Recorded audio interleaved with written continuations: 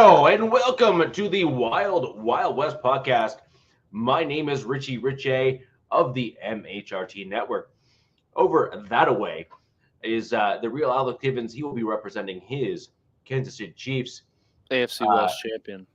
who are yet again for a few more years than I would care to admit, the AFC West champions. Right. And down directly below, we have Mr. Jack Kenna representing his Las Vegas Raiders.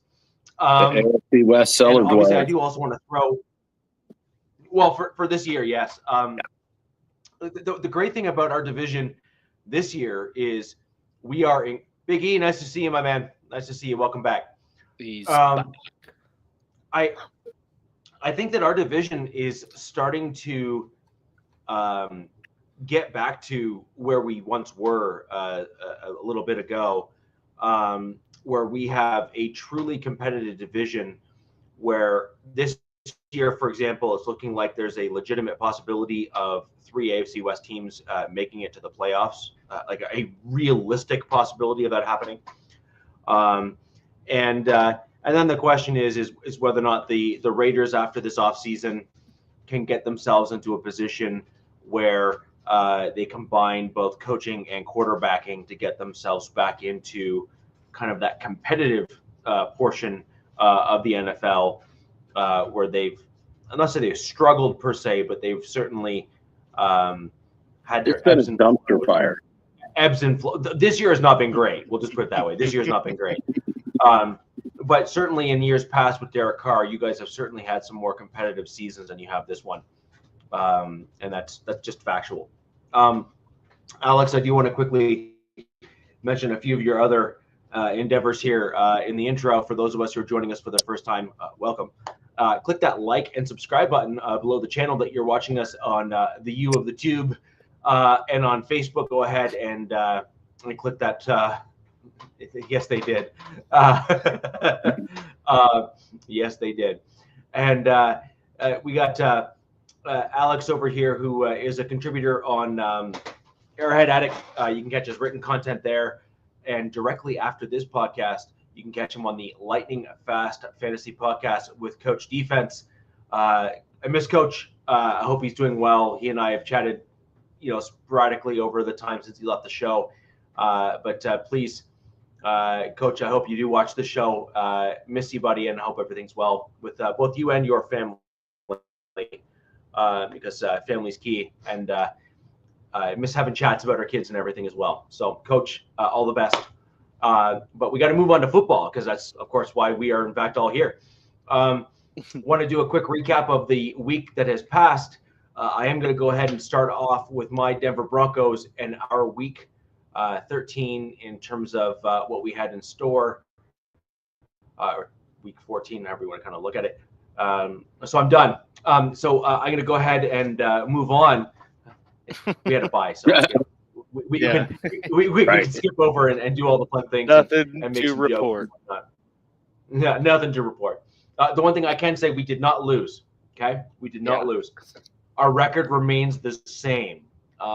So what did happen though is this past week, the Chargers did lose, which kept the logjam or actually it helped us a little bit in terms of the Denver Broncos, but it really kept that logjam about where the Broncos wanted it to end up, to give us the best possible opportunity to kind of be in charge of our own destiny as it comes to making it to the playoffs, as well as playoff seeding, especially given the fact that Vegas and others basically had us winning like 5 games because of our $85 million. That's right, $85 million dead cap hit this year with my Denver Broncos with Russell Wilson's contract. And even with that, as we stand today, we are 8-5, which is 3 wins past the win total that Vegas and others gave us for this particular season for my Denver Broncos.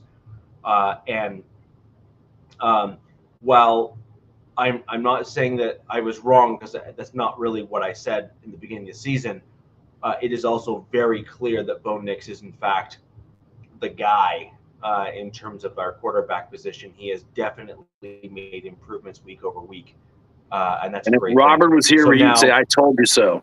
Yeah. and you know what? That might be true, but you know, I will say that the other thing that what we don't know, and this is kind of where I'm going to always harp back on, which is we don't know if we just don't know what we don't know, right? And so we don't know is if Bo Nix had watched from the sidelines, if he would have had the same growth or not. So some guys, I'm not saying they get shell shocked or anything, but some guys are equally as good when they watch and learn, digest and ingest that information and then process it on the sidelines.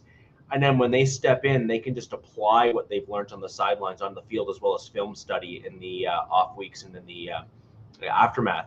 But do you think Stidham or Wilson would have done any better than what Bo's done? Because Bo has been pretty darn impressive. I think at least in the first 2 to 3 games, I believe our record would have been better with one of the other guys. Now, there is a valid comment, and I'm going to play devil's advocate to my own stance here, which is if Bo Nix is the I need to be put out on the field in order to make mistakes and then learn from those mistakes type of guy, then I will happily take those 2 to 3 losses that we had in the early stage of the year, because we're seeing way better quarterback play now from Bo Nix. However, if he's one of those guys that can also learn by holding a clipboard and or watching on a play on field, this again, we just won't know A versus B, then the Broncos could have had an even better record than we are right now, in my opinion, with a Zach Wilson or Stidham.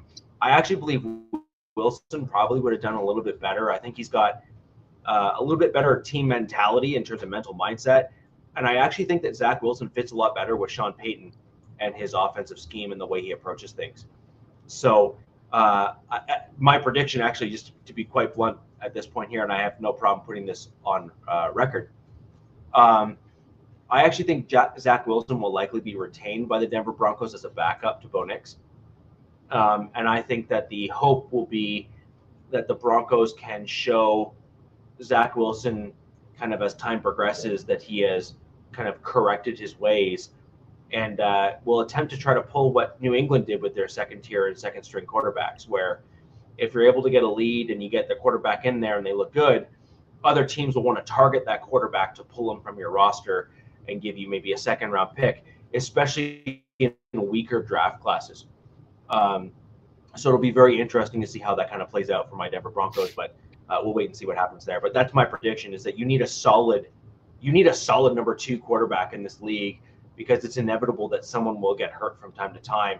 Bo Nix has the benefit of age and youth and whatnot, but you can't rely on that quarterback always being healthy. Even the Chiefs have had stretches where Mahomes has had to, sit a game or sit stretches of games and stuff, and they've had to rely on their number 2 quarterback to kind of pull them across the finish line. So anywho, that's my Denver Broncos and a quick little recap there, and we'll get into the upcoming game against the Colts shortly. Down below there, we're going to throw over to you, Jack, and talk about your Las Vegas Raiders game. The Raiders stumped it up. The stinkers. Yeah, right. That's pretty much this game. It started off exactly the opposite of what they normally want. I mean, the Raiders ended up losing this game, 13-28. Got behind. They played Tampa Bay, for those fans from Kansas City, the Chargers, and the Broncos. Started off really slow. Baker came on, started off really hot. That kid, Rashard White, was absolutely amazing. Animal. I mean, my fantasy team loved it. Sorry, but I bet. I mean, he's also one of those guys you can almost put in the conversation for Rookie of the Year. And they were down early. I mean, they were down with 3 minutes and 52 seconds left in the first quarter. They were already down 14-0. But I will say the defense, they gave up some big plays to White. They still let Baker, kind of like bend but don't break type thing. And then they did step on the throttle and chase on. I mean, a guy that, got off the selling tacos or whatever he was doing off the streets, got him on the practice squad, got him up to the roster, had an amazing day. He had half a sack. He defended a pass, caught it for an interception. I mean, if he keeps playing the way he's going, I can see the Raiders definitely wanting to bring him back next year. But unfortunately, the Raiders offense kind of does what the Raider offense does on the very next play. Raiders fumble the ball and give it right back, to Tampa. But they did make it close going into the fourth quarter. They were down by 4 points, 10-14. So they were making a game out of it. It doesn't help again, talk about, stable quarterback play. When you go from Minshew benching to Aiden O'Connell, hurts his thumb out, on IR for 4 weeks, going back to Minshew. Minshew gets hurt. Aiden O'Connell goes in, and then Aiden O'Connell gets hurt. So they had to cart him off the field, and they put an air cast on him. But, they thought it was going to be like an MCL or something like that. But no, it just turned out like a deep knee bruise. So it's still going to be out, coming up this next week. If he's actually going to play or not, I haven't heard anything yet. So, of course, Desmond Ridder is going to be out there for the Raiders. And they also brought up, the rookie free agent, and he used to be Gus Bradley's, or he is Gus Bradley's son, who's been sitting on the practice squad. And then they just signed an ex-Panther, I guess, Jake. I don't really know who the guy is, Jake Luton, 6'6". Yeah, I think he was with Jacksonville, right? At one point, possibly. He started games before. It was either Jacksonville. It was someone. Let me look here. That guy's definitely played some games. I can tell you. Yeah, he's bounced around. Is from what I understand. Yeah. So Jacksonville. With Jacksonville, I thought it was the Panthers. I thought it was a 6th-round pick for the Panthers or something. He was drafted by Jacksonville. And then he last played for the Panthers on their practice squad. Got it. So he has started games though. So. Well, but I think it's been a while since he's actually seen any type of play. 2020. But boy, what talk about having to go to your different quarterbacks and so forth. I mean, it's been the most unstable position for the Raiders the whole year. And it's really has affected it. So when you guys are talking all the way to the old AFC West, I'm not used to being at the bottom, so it doesn't feel like normal for me. But yeah, that was a tough one. But kind of the highlights of the game, for the Raiders again, it was the defense coming back and actually had 3 turnovers. They've stepped up their defense. They've gotten in the last 2 games, they got 9 sacks, which is the most they've had the whole season. Yeah. Most turnovers in this last game in 3, 2 interceptions and a fumble recovery. So they've stepped up. I'm glad to, I said this a couple weeks ago, I'm glad to start seeing some, young kids get the opportunity. And a lot of it has to do with injuries. Both running backs for the Raiders, Zamir White, he's placed on IR. He's gone for the rest of the year. And, of course, our other running backs, he's questionable. So, of course, the Raiders, they brought up a guy who's been sitting on the practice squad for the last 2 years in McCormick. And it's like, well, where's this kid been? Why hasn't he been given the opportunity to go out there? I mean, he had a pretty nice game. He had 15 carries for 78 yards at 5.2 a clip. That has been better than the other running backs that we've had on the squad this whole year. So I'm just kind of questioning sometimes, the leadership on the team. Again, it could be Gonsby, your running back coach. I mean, why are we not seeing this, in the way of giving some of these players these opportunities when we don't see the guys in front of them performing? So, I mean, he's been by far the best running back that we've had this whole season, and it's not even close. I was pretty excited, being a Notre Dame's fan, seeing my boy Michael Mayers, who was a second-round draft pick last year. Finally he's got from coming back from his whatever illness was, missed 6 weeks. He got seven targets for 68 yards from 9.7. First week they've actually really utilized him.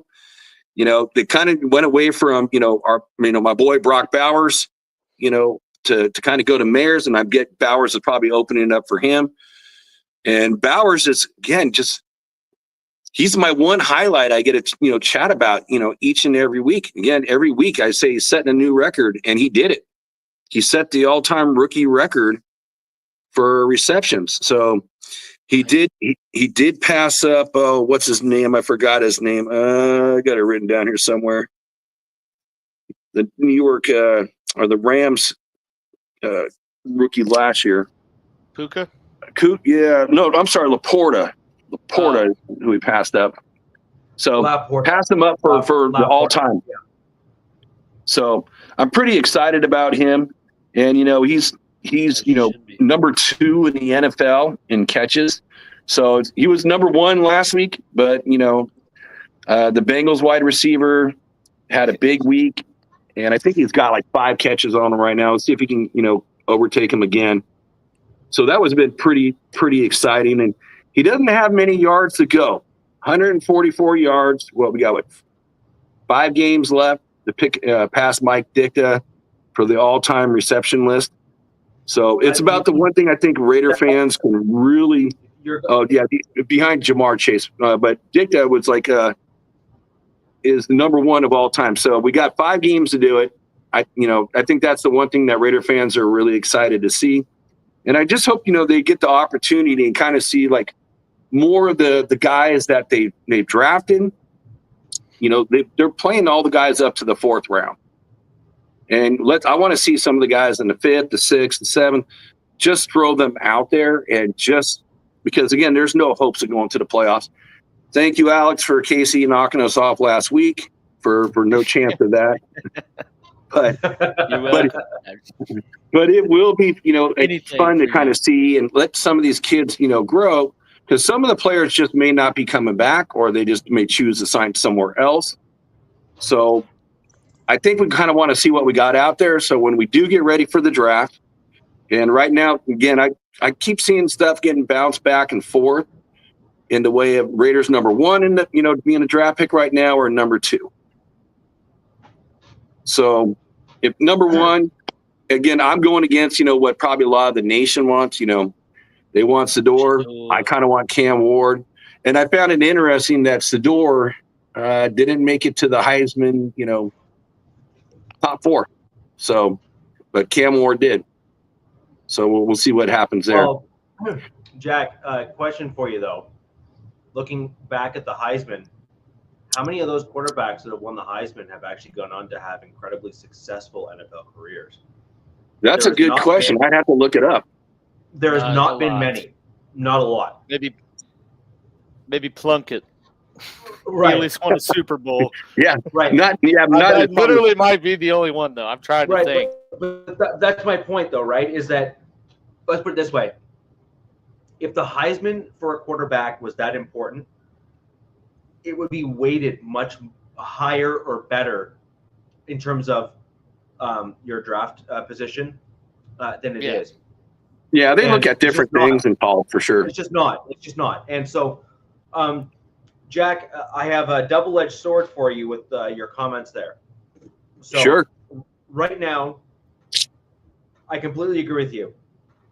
As a team, you kind of want to know who you got.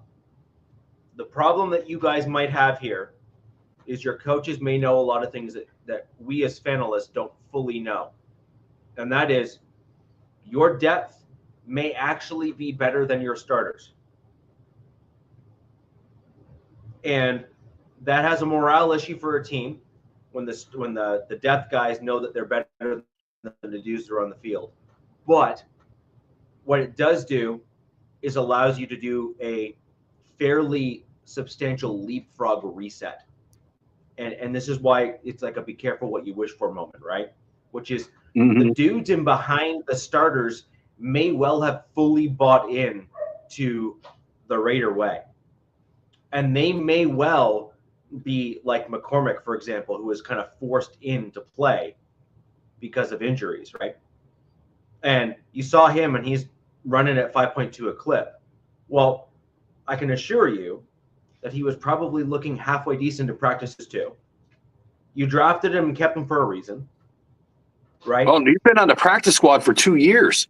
Right. But the thing is, you drafted it and kept him for a reason. So he's developing. You're wanting to churn a guy like that in development.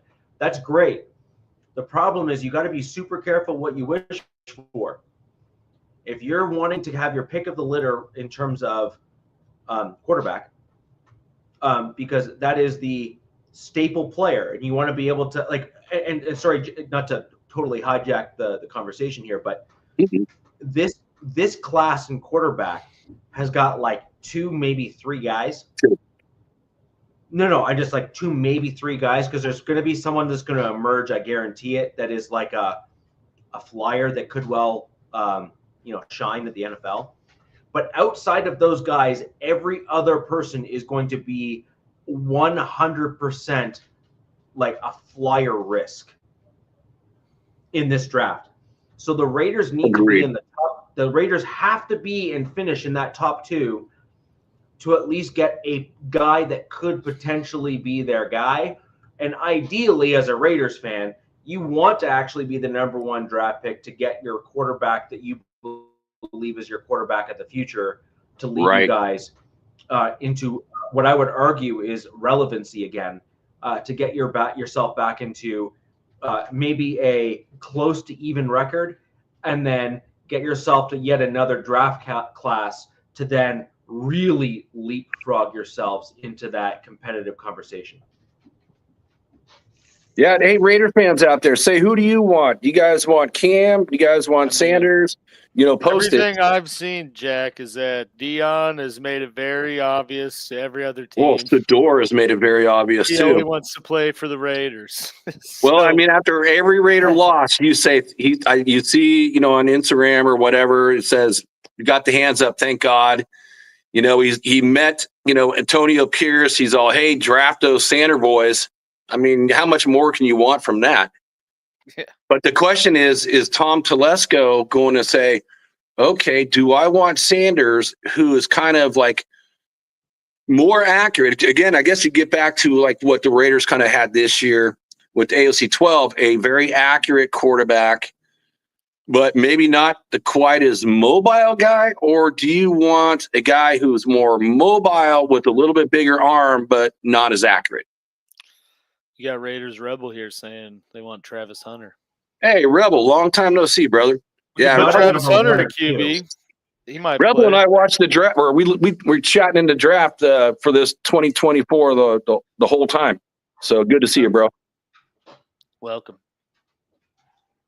So yeah, I personally, I think Cam's kind of the guy for me, but I'm not going to be upset with either one of them, to be honest with you. If we go back about 3 or 4 weeks, and I was thinking, okay, the Raiders are going to have to do what they tried to do last year for Chase Daniels and trade a bunch of picks, and now we don't have to do that. Yeah. And now we're at the top of each end of the draft, for each round, and we got an extra third, and the Jets aren't doing anything. So that's actually going to be a pretty high 3rd round draft pick, and they got a couple of 7th rounders on top of that. So they've got a lot of draft capital to move around, and hopefully Tom's hit. Again, top 4 picks this year. They've all seen playing time, so I'm kind of interested to see what we get in year 2. Jack, the one thing I will say, and if Robert was here, he'd be saying the same thing with me. Burpo. You don't know who is the driving force. We don't. You don't know. And you got Telesco, and you got the other dude there, and I keep on forgetting his name, and I always forget his name too, but I know who you're talking. Champ Kelly. Champ Kelly. Sorry. Hey, if they're working together, I don't care who it is. If they're both there. No, but you do. Well, no. I don't care as long as they get the player. No. Whoever makes that call. No, let me tell you, and I'll tell you why you do. If Champ Kelly is the driving force behind, say, your picks 2 to 4 or 2 to 5, who have generally turned out pretty well this year, and Telesco was putting other guys ahead of them, one of Telesco and Kelly will be with your team next year. I do not believe both will, because I believe Kelly is going to be. I think Kelly's got a chance. Getting. Sure.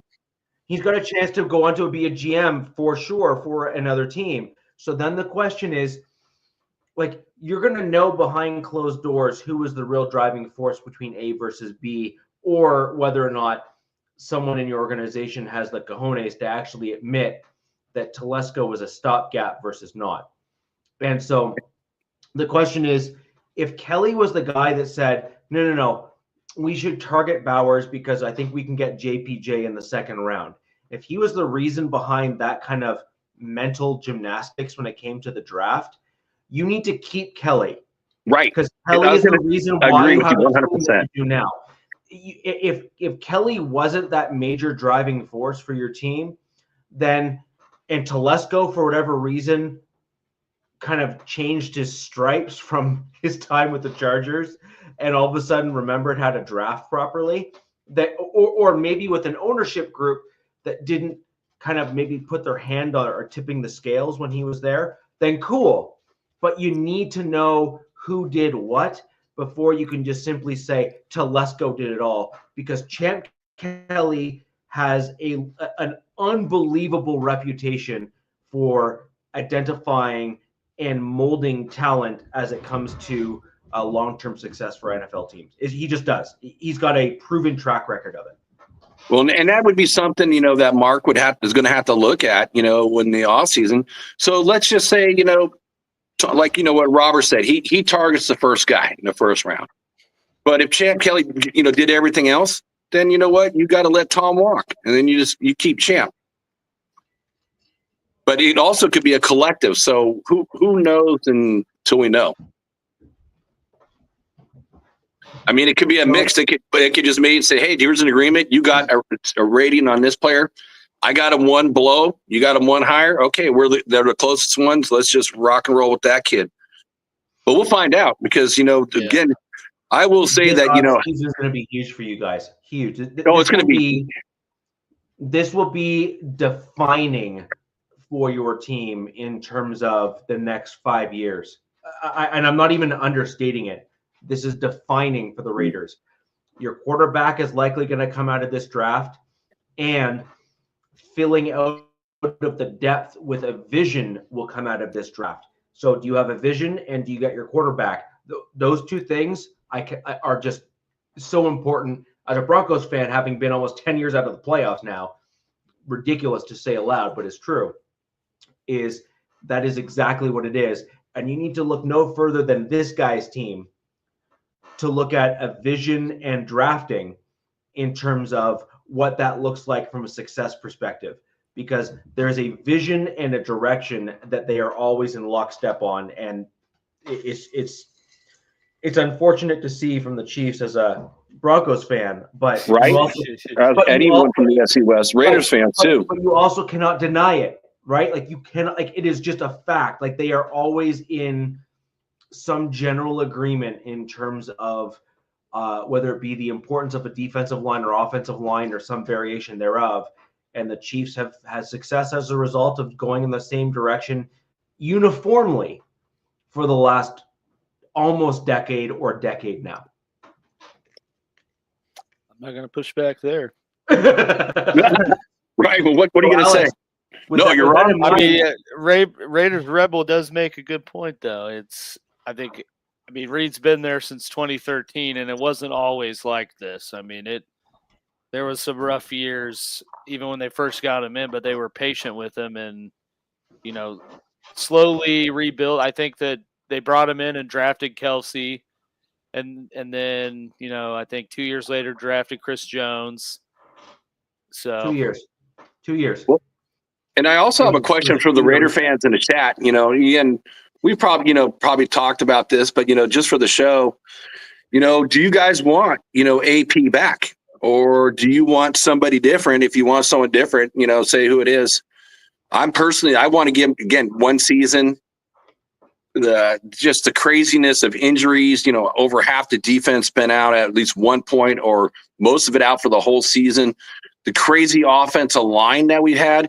And, and again, circling back to that, it's like it brings me back to, one of the offensive guards in the way of Cody Whitehair. Like, again, not seeing, McCormick as a player when you see him in practice every day, when you have Jordan Meredith on the squad, and he's actually, the offensive line has improved, considerably since he's taken over for Whitehair.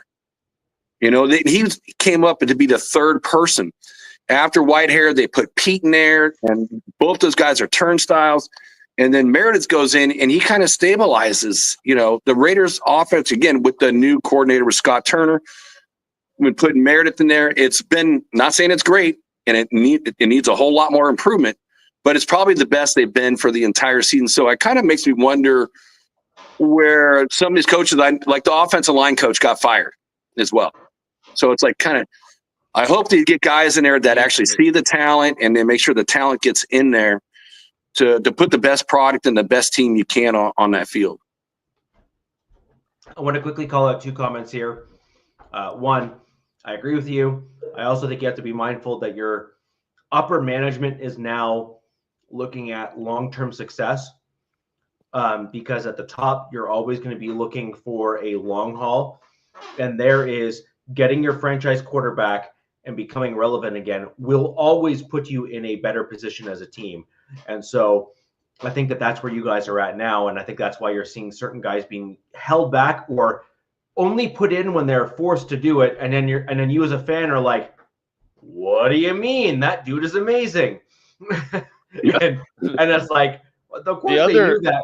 Of course they knew that, but they just didn't want to have him on the field, because they're like, if they have to showcase a dude that's better, then they have to then admit that they knew the guy was on the roster and they held him back to begin with.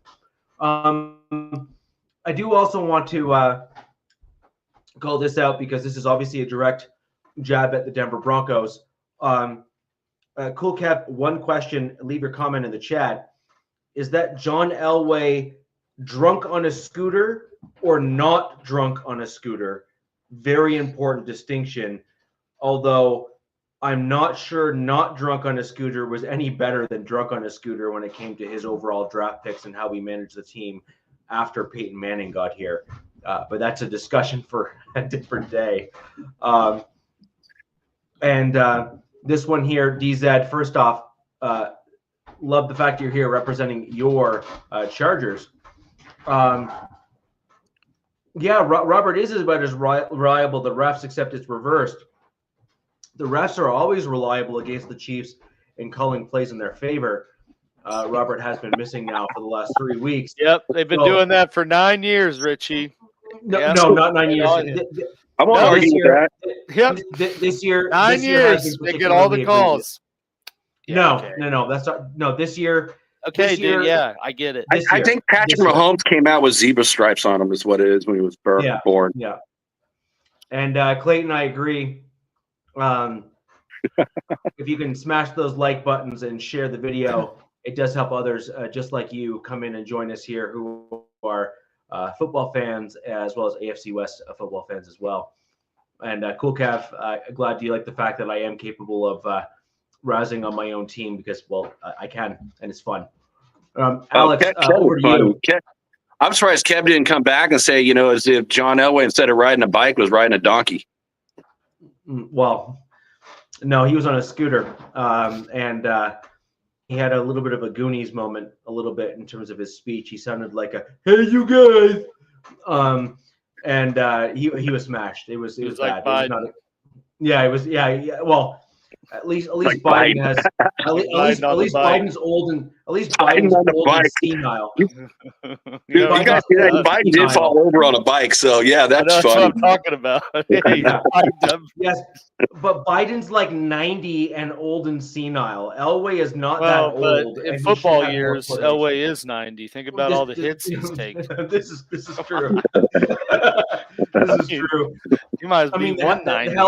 The helicopter was a thing where you got hit in the head and everything, right? So yeah. Anyways, and he ran. Yeah, he did. He did. So Alex, over to you and your Chiefs versus Chargers game. This is a big one for the AFC West. There was a few implications in your game as well. One, You locked up the division with a win, so congratulations on that. Obviously, it was kind of just a matter of time, a when, not an if, given your record this season. So congratulations for you guys.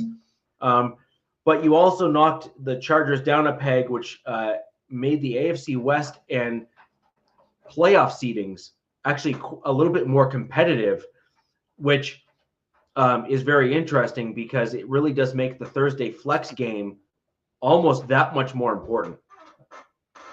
Yeah. I mean, first and foremost, as a Chiefs fan, the more important thing is the Chiefs won the AFC West for the 9th straight year. Very, inching closer to the Patriots record of 11 straight years of winning it. They did it in, I guess, typical 2024 fashion in winning a close 2-point game, on the last second field goal that doinked in. That's about as worthwhile and riveting as you can get in that moment. But yeah, I mean, it definitely, on top of that, the Rams did the Chiefs a favor by beating Buffalo. So now they have a 2-game lead on Buffalo for the number 1 seed, which, I think may help things out as things get a little more confirmed here in the next 2 weeks. Because, the next stretch the Chiefs are coming up on is a rough one. I don't know if you guys know, but they play 3 games in 11 days.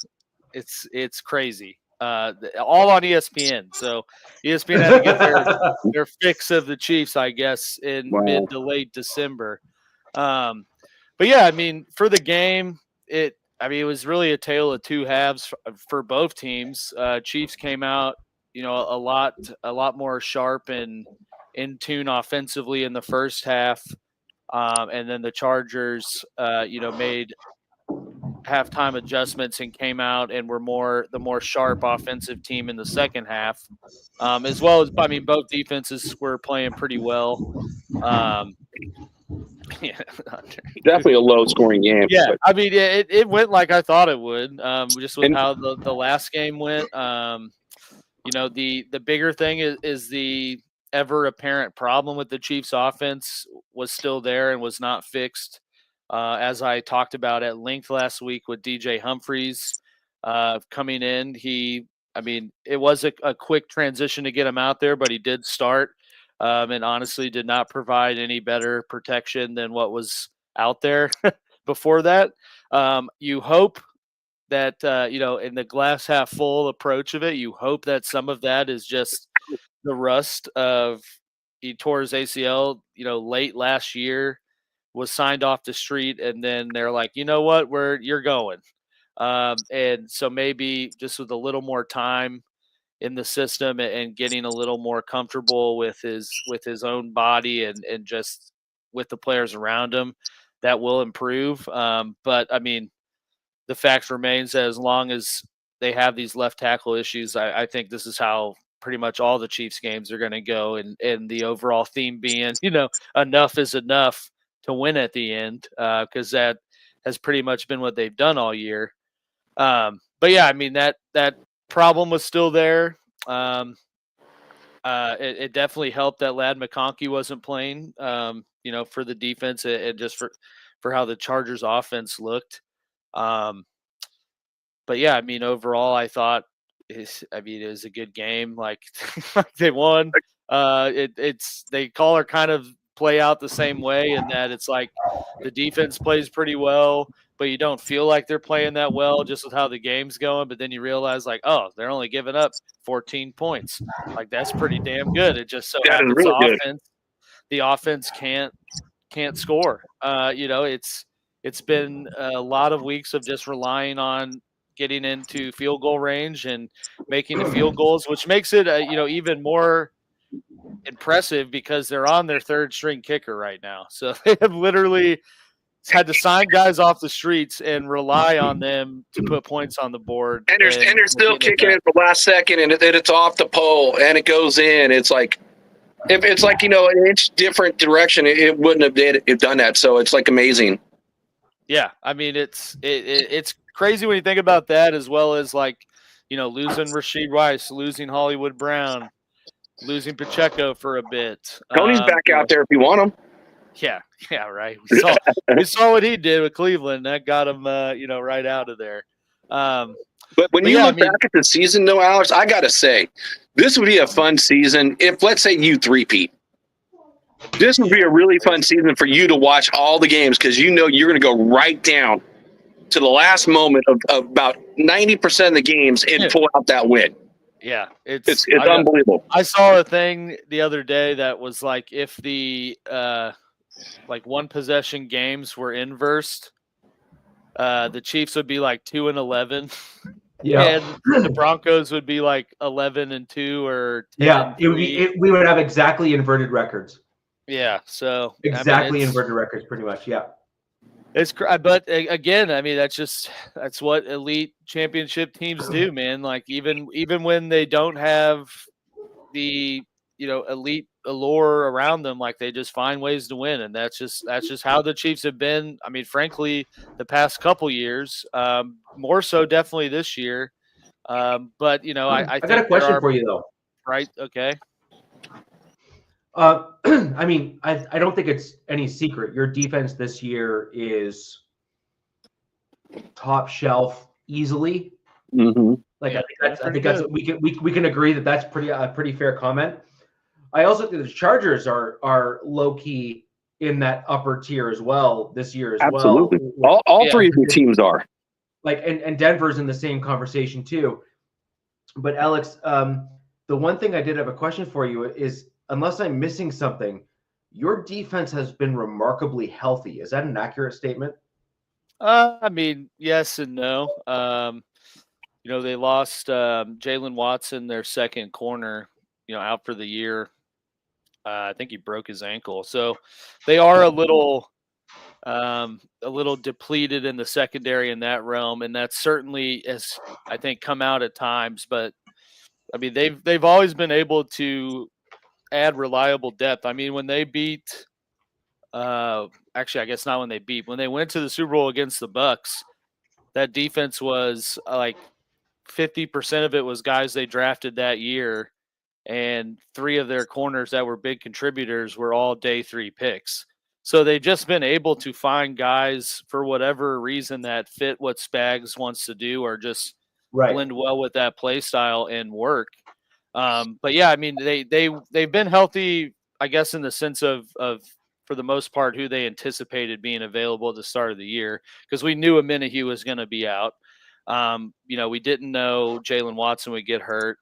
But that's really been the only 2. I think Nick Bolton was out for a game as well. But yeah, I mean, they've been healthy. Chris Jones is definitely starting to pick things back up, as well as, some other guys in the D line, like Turk Wharton got a sack early in the game. So they're definitely ramping things up with that. And I also need to shout out Travis Kelce.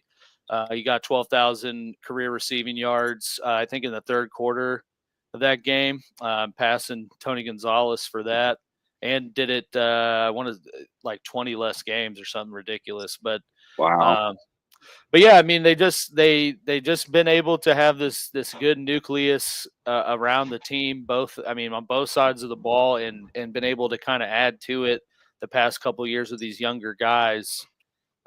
So it's like really that's just when they've had an injury, you haven't seen a huge drop off. Like I said, I mean, what other team loses the players they've lost? It is, clinching the playoffs in November and winning their division for the 9th straight year, that isn't one that's well managed, well coached, and, everyone's on the same page. Like you're not going to get that. So really this season's got to be a huge testament to Andy Reid as a coach and Brett Veach as the GM. I was going to say Brett Veach has got to be the dude that's like, he's got to be like, look, it pains me. I cannot explain to the degree, but it pains me to kind of really make sure this point is driven home. In my opinion, at minimum, your general manager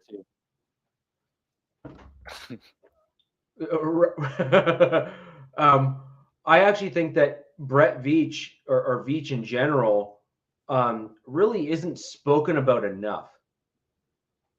If you're going to be honest, so many people just say it's Mahomes, and blah blah blah. Well, Veach is the guy that wanted Mahomes. Right, that's what I'm saying. Like Veach is the dude that drafted and built the team. Now, in fairness, he did it in conjunction with Andy Reid, who is a seasoned veteran head coach, and that is also fair enough. Hall of Fame caliber for sure. But I think Veach really needs to be given far more credit for the way he is building your team. He built the team what I believe is the correct way for sustained success. He built out the offensive line and key skilled position guys, and then targeted the quarterback that he's like, yes. And he did so a little bit incorrect, but well, yeah, you're talking about the tackles. John Dorsey is who drafted Patrick Mahomes, just so you guys know. Veach was named GM in the summer after that. But why Veach got brought up is because pretty much from the point Mahomes was a freshman at Texas Tech, he was constantly badgering John Dorsey and Andy Reid to watch him and was like, this is going to be our guy. And he was adamant about that. And then that's, I think, what spearheaded him into the position. And I mean, he's been the GM since July of 2017. So he inherited some of it. Basically, sure. But what you're saying, though, is this is what I was saying against Champ Kelly versus Telesco. Yeah. So if Veach was the Champ Kelly who was driving the success of the draft picks underneath your GM that was currently there at the time. Yeah. Then your owner's like, you think I'm letting that guy go? No. And they promoted him, rightfully so, because he was the one that said, go get your franchise quarterback and I have the guy for you. And he was correct. And on top of that, he then has proven, I mean, at this point here, I don't care what team you're a fan of, undeniably, that the dude is absolutely the right man for the job. Yeah. In Veach. I'm sorry. Like, he is absolutely the right man for the job. He has the respect of the players. He has the respect of the organization. And he has shown that he is capable of doing the things that he needs to do. I'm sorry. It's a fact. Well, absolutely fact. And you look at, Alex, your team lost one of your best defensive backs, and you got a better record this year than you had last year. And that guy was all pro. It just shows that it is built the right way. And the guys that have to walk, you're finding guys that take over their jobs because, again, you're seeing this. You're looking at the future, and you're drafting the players that can. That's what I've always said too. Is that's how you know it's ran the right way, because if it wasn't, they would have paid Tyreek, and then they'd be stuck in this. They would have paid Tyreek, had to let other players walk, and would have already been out of their window. They would have had Mahomes on you would have had all these guys on expensive expiring deals and not been able to build around them. So it's, it's crazy how just all the wild moves they've made, how they've been able to, all be in sync on making that choice to, get draft capital or just move on because the money's not right, and, seamlessly find the replacement in that draft. It's been crazy. Well, it just shows you that a nose tackle like Chris Jones means more than, again, the best nose tackle in the NFL right now. Tyreek at the time was the best wide receiver in the NFL, and you had to choose kind of between one or the other because you only got so much money, and you made the right choice in getting Jones. I mean, he terrorized everybody. Alex, you and I think we're in lockstep on that, where we agreed that Chris Jones was a far more valuable player than Tyreek Hill was. I agree. Absolutely. And I know we talked about it last year. Yeah, we did. Snead versus Jones, and I'm like, no, you re-sign Jones. You can make another L'Jarius Sneed. That's the thing. Tyreek Hill, you got to have someone throw the ball to him, and if you got Snead, someone's got to throw the ball to the guy he's going against. where Jones is in there every single play. Someone's got to block him. Well, 3 guys. Ref Guru here, by the way. This is NFL Nation Live. This is Ref Guru, Ref? a retired NFL referee Ref. who I do want to have on the show briefly to kind of talk about some of the stuff we've gone over this season at some point. Ref, let's chat, and we will get you on the show to kind of go over some calls and the reasons for them and training and all that kind of stuff. I think it's a great take to have on the Wild Wild West for those of us who are just like general football fans. But Ref and I have gone back and forth on NFL Nation Live as well as on Captain Jack's channel. The defensive line, and this, Alex, this is kind of where I was going in terms of injuries, not necessarily your secondary, but your front seven or just your front even five even. They've remained remarkably healthy, generally speaking, in my just overall. Again, unless I'm dead wrong. I don't think I am. No, that's very accurate. Yeah. Yeah, like Chris Jones, given his age, you'd think ought get hurt more, but doesn't. You know what I mean? Like he's getting into that age bracket where you'd think he might get hurt from time to time, but he's really remarkably healthy given his age and everything and tenure in the league.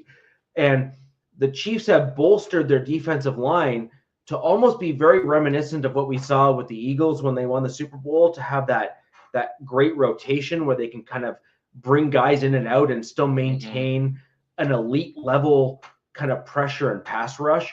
Yeah.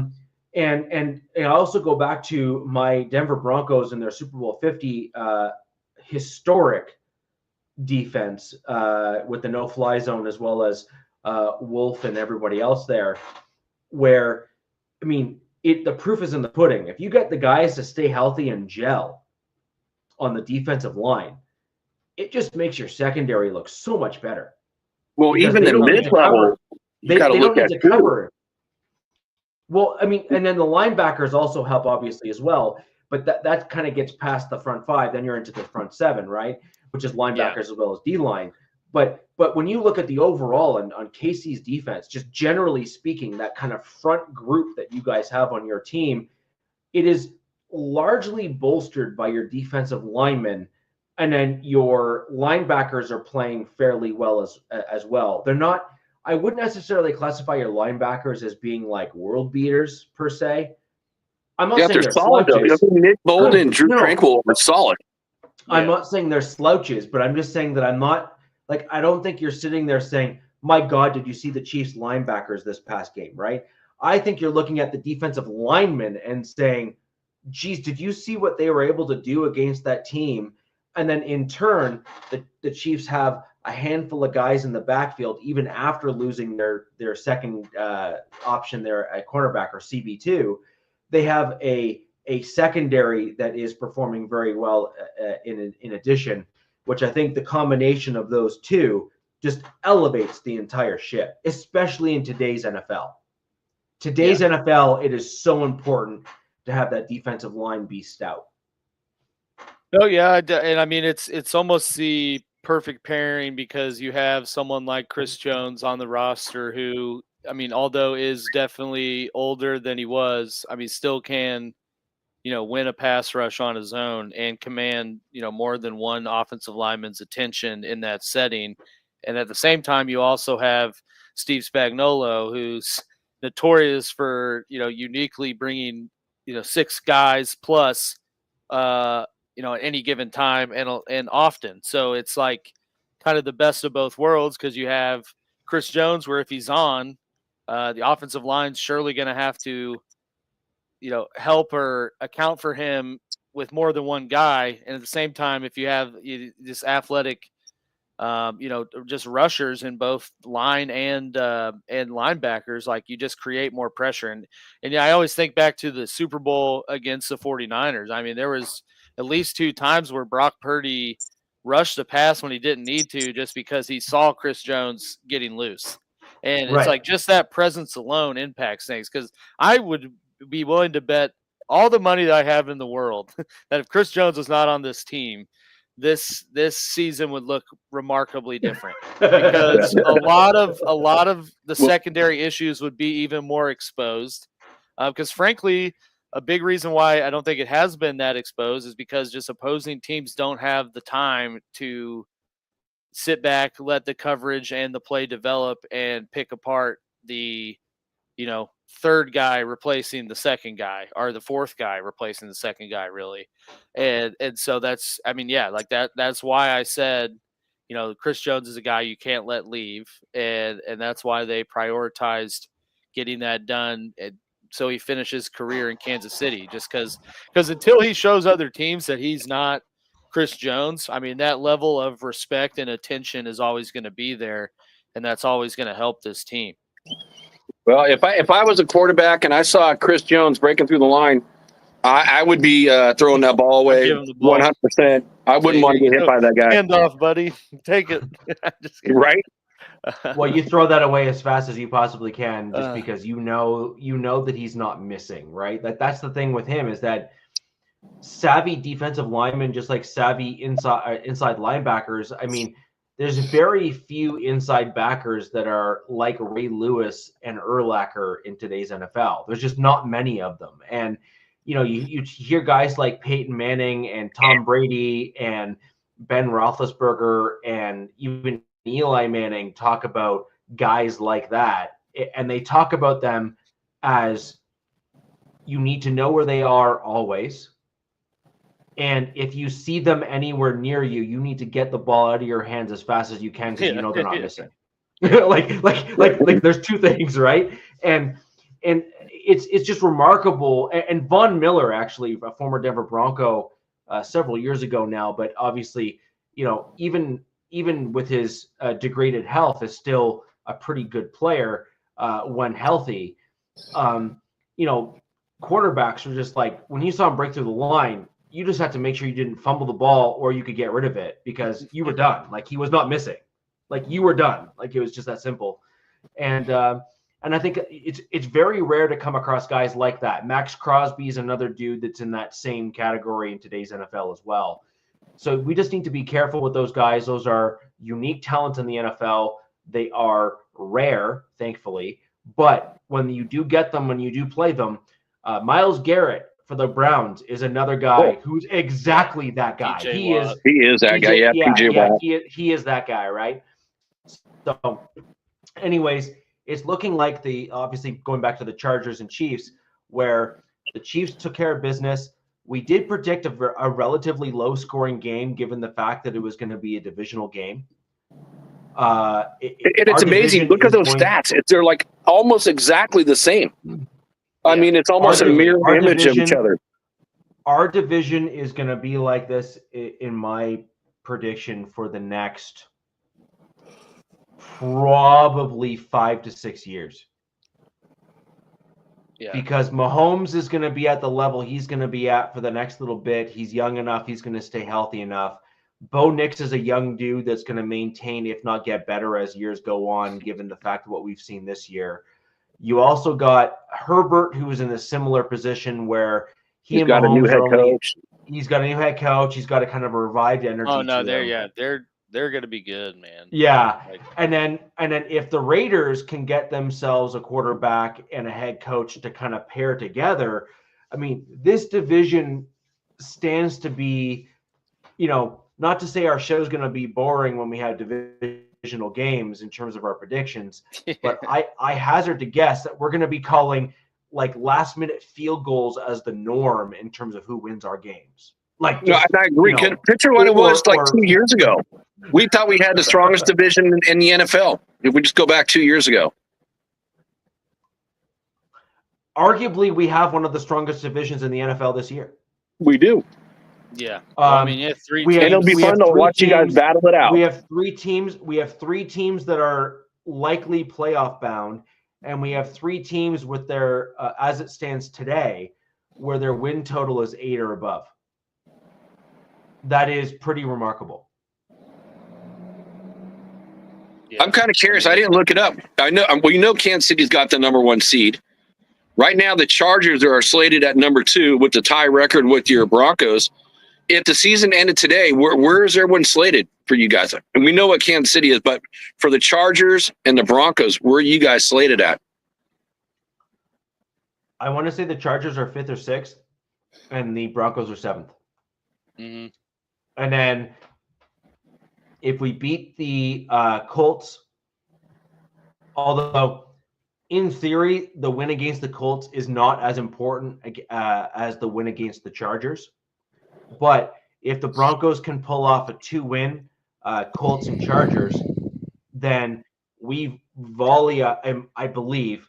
I think we go all the way up into that other piece. And Ref here is correct.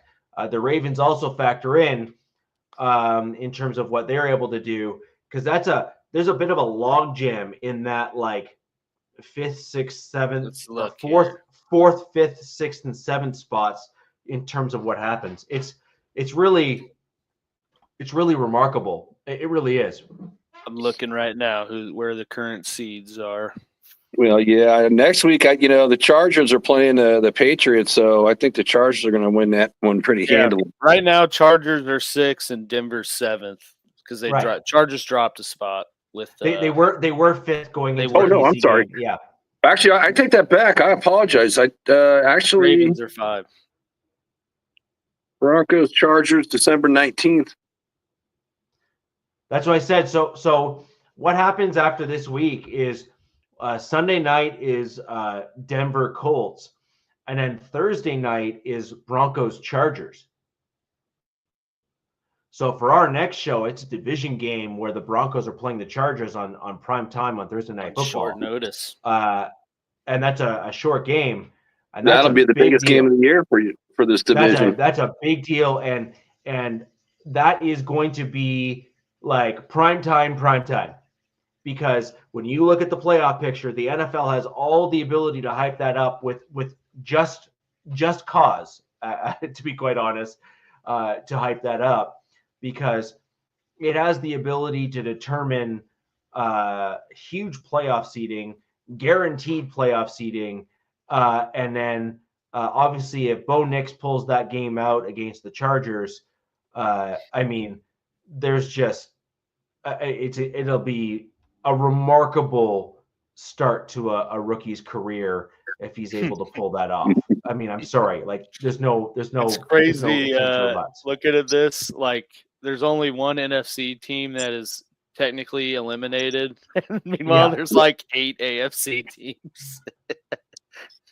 Yeah, if Richie, if you said if you guys win the Super Bowl, then you got to make sure that you tell Robert that he is 100% correct, because you said no quarterback has ever done that. And if he does, then you definitely got to call Robert right on that.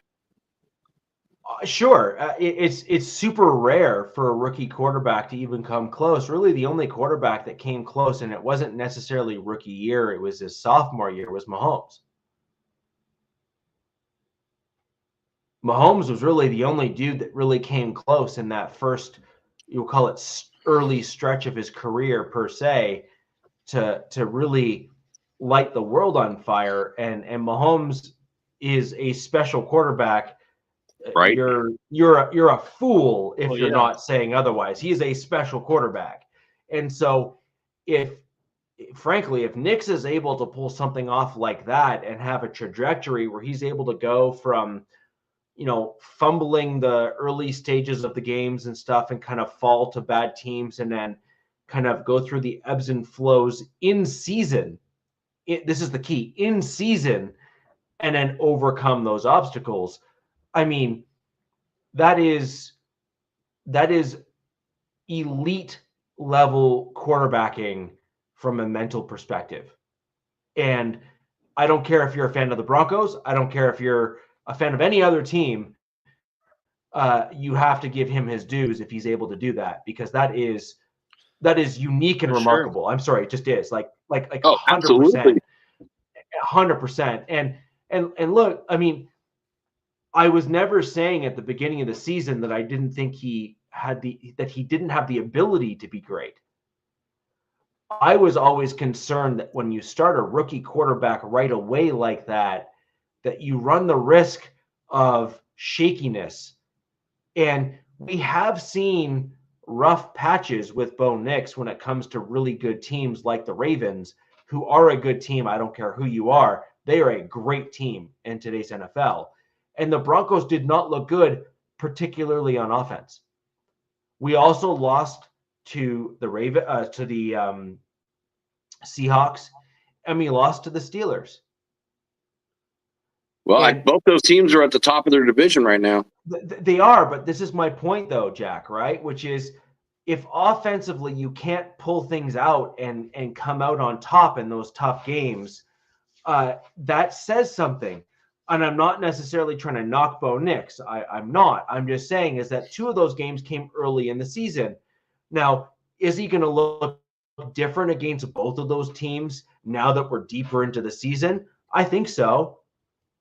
But it doesn't change the fact that those games still happen, and you run a risk playing a rookie quarterback by kind of knocking him off his potential growth trajectory by having him lose to good teams, because then you run the risk of the mental issues of saying, well, can I ever win, quote unquote, or Sam Darnold, I see ghosts, et cetera, et cetera. Well, it's like rolling the dice with any quarterback pretty much. Right. I mean, look at Sam Darnold. It took him years to develop to what he is right now. I mean, look at Tannehill. There's a great example. Mm-hmm. Tannehill took 4 to 5 years after his rookie season. Same thing with Darnold. To turn back around to look like a competent quarterback. Darnold finally stopped seeing ghosts and is able to realize that he can throw a football still. Again, it's not to say these guys can't do it, but does any team have 5 to 6 years to hope that their quarterback turns it around? No. Not anymore. Not for the head coach, not for the general manager. You don't have that. As a player, you can. But I mean, Alex mentioned Jim Plunkett, earlier. He stunk it up with the Niners, and then when he came over to the Raiders, kind of like what Sam Darnold's doing. He won a couple Super Bowls, got an MVP. So sometimes, some players just take longer to develop than others. So with Bo, it's amazing for your team to watch him grow like every single week and just improve. It's impressive. It really is. Right. You have an over 50%. I hate to say it as being a Raiders fan. Yeah. You have an over 50% failure rate at quarterbacks that are picked in the first round, even in early rounds. On top of that, you have an even greater chance that once they fail, that they will never recover. Like you are better at betting against a guy that sucks after his rookie contract than you do at betting that he will actually bounce back and do well. Right? Like your betting odds are in, it's just a fact, right? Like this, I'm not even trying to knock guys. Don't get me wrong. The fact that those quarterbacks even made it to the NFL puts them in like a percentage is that big. So, give them their dues for the fact they even made it that far, right? But it doesn't change the fact that the NFL is such a competitive league that it really is remarkable in terms of, what a Hall of Fame caliber quarterback really is. They are a diamond or a needle in a haystack, maybe a more apropos example. They are a needle in a haystack to find. And Mahomes is a great example of that. That guy came in and lit the league on fire, and frankly, he did. hasn't really gotten a fire extinguisher yet, right? Even now, he's not necessarily throwing for the ball all around the yard, but the guy is still winning, and it's a fact. So the Chiefs, he makes the play when it needs to be made. Right, exactly. So, anyways, that was the recap of last week, and obviously the Chargers had a few things that they wish they could have kind of turned things around and done better. DZ, reach out to me on X after the show if you wouldn't mind, please. Hey, DZ, I got a question for you. I saw an article today about, I think it's from PFF, about the top rookies or the top draft class. And I think the Chargers had 4 of the top 15 picks. So my question is, since we always talk about Tom Telesco, was the GM that you have now, was he the assistant GM for the Chargers, or was somebody new brought it? He was new. I'm almost positive. I think someone new was brought in. He was new. I'm almost positive. I mean, that's pretty impressive. Four out of the top 15. Horowitz, isn't it? Yeah, from Baltimore. He came from Baltimore. So, Jack, this is exactly my point. You got Champ Kelly and you got Telesco. You have Horowitz, who's now with the Chargers, and they have their current GM. The Chargers have taken a major step forward. How big of a cog was Horowitz in the Ravens for their success in previous years? Because the Chargers have made an enormous leap forward. I mean, right. And plus the Ravens have been great. You know, they're always up there. Every single year they seem to get good draft picks too. So correct, but the question is that do they have enough of a talent pool in that front office to continuously replace guys this deep after the main guy, Reggie McKenzie's gone? Right, like he had a deep bench that was behind him because he wanted to make sure his Ravens are going to be successful. But the question is has his influence ended with a guy like Horowitz, for example, who's now with with the Chargers?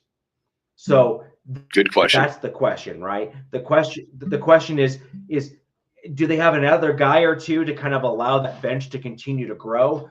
Or are they starting to taper out, as a lot of teams often do? And this isn't even a knock on the Ravens, by the way. I mean, getting front office depth like that is rare. I'm sorry, it just is. Like, you typically end up with some ebbs and flows like most NFL teams. The Ravens seem to be the one consistent group here.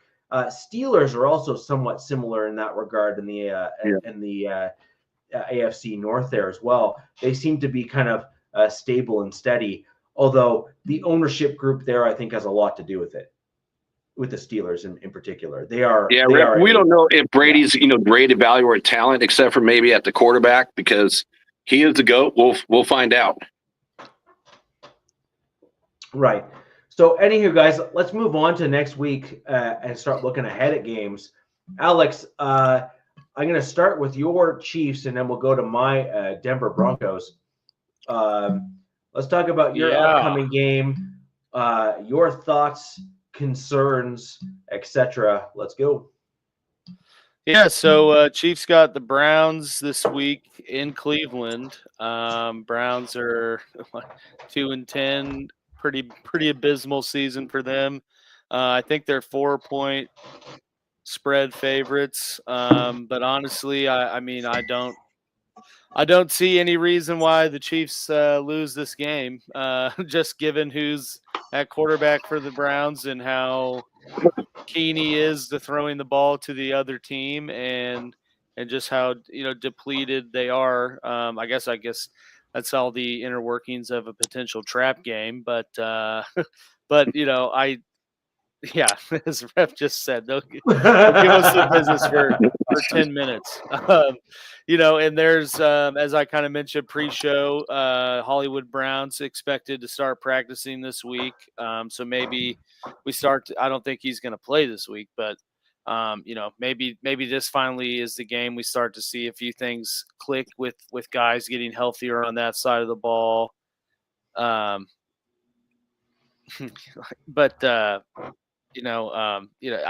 excited that big factor I think will be obviously the turnovers. Mahomes has been pretty good lately at protecting the ball and not getting loose with his throws. I don't think he's thrown an interception in multiple weeks now. So if he can continue doing what he's doing, the defense continues playing the way they're playing, and I am fully confident that a Jameis interception or some kind of turnover will happen. And if they can just kind of control the flow of the game with Pacheco, who's certainly added a little bit of powder to the keg coming back. We've seen a little bit more explosiveness with the rushing game, and he's averaging close to 5 yards per carry right now, which is well above Pacheco, what Kareem right? was doing. Yeah, Pacheco. Yeah. And they've kind of been slowly bringing him back. Obviously, I mean, he had a pretty significant leg injury, so understandable for them to not be just handing him the reins. But I think this could be the week that they finally do that as we get closer to the end of the season and ramp up for the playoffs. But really, I mean, I think they're just playing now to lock up number 1 seed, and then So, Alex, do you think they start doing more of a rotation now since they've locked up the number 1 seed and keeping guys like, it really doesn't matter anymore, like Chris Jones, other stars that are on your roster? Do you think they get more rest and not risk the injury at this point, or you still just go full out? No, I think that they're playing full out for the number 1 seed, and I think best case scenario, there's players sitting in the Broncos game at the end of the year because that's already all locked up. But I mean, right now, the blood's in the water. They got a 2-game lead on Buffalo. Buffalo has the tiebreaker, obviously beating them, so they need to keep that gap as wide as they can. And with this, like I said, it could be a pretty rough stretch because they play on the 15th, the 21st, and Christmas Day. Browns, Texans, and the Steelers. So 3 games in 11 days, 2 of which are away. I agree, LSDTV. That's a lot. So I agree. I think that they're playing to lock up home field and the number 1 seed, and not until that point is reached, I don't think we see any more let off, if you will. I'm still pretty convinced that they've been quote unquote load managing Kelsey and saving some probably more aggressive down the field type shots that they would take, for later in the season. But I don't think we see him do anything crazy like sitting Chris Jones or Pacheco or Kelsey right now. No. I think you guys are going to continue to ease Pacheco back into games. Mm-hmm. I think that he is not going to be heavily utilized.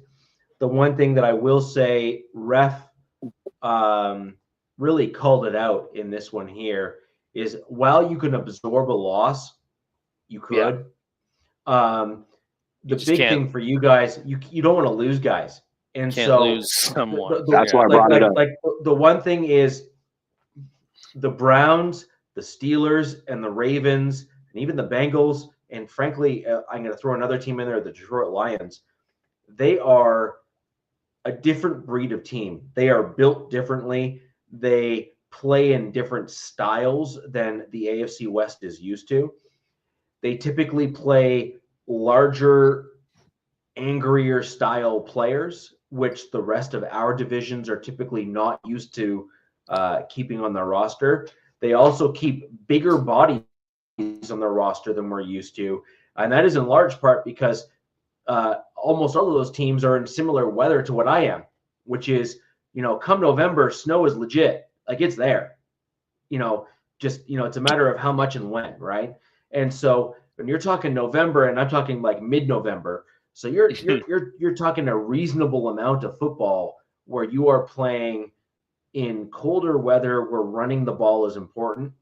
And when running the ball is important, or getting after the run is important, this is defensive side of the ball now, you need bigger people movers, both on defensive and offensive side of the ball. And you're dealing with just a different style of team. It's a fact. I'm sorry. Like, we just have to, agree to disagree if you want to disagree with me on that. Well, Kansas City gets a lot of snow too. Yeah. I mean, it's the same. It's the same, but the Kansas City Chiefs are built to win their division first. And while Denver gets snow, they typically don't get snow until a little bit later in the year compared to, say like a Pittsburgh. I'm sorry. Well, no, Rich, I lived in Colorado for 3 years. Usually the first snow, at a lower altitude is usually like Halloween. That's usually the first snow. How much snow? Well, not a lot. Not like what you're getting up there in Canada, that's for sure. But you're still getting snow, so that means it is definitely cold. Look, No, but my point is there's a difference between cold and cold. And there's a difference between required to run the ball and it would be nice if we can run the ball. So my Denver Broncos have been known for great running attacks for a long time. I would argue this year is a departure from that, and some previous years have been a departure from that. But generally speaking, there's a reason why my Denver Broncos have had a great rushing attack. Andy Reid is a unique beast in the fact that he typically has not had great rushing attacks.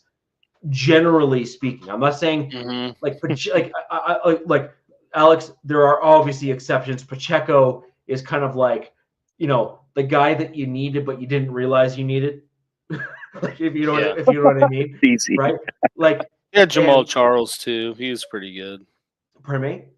He had Jamal Charles too. Jamal Charles had a Jameis Winston effect where he always liked to cough the ball up to other teams, right?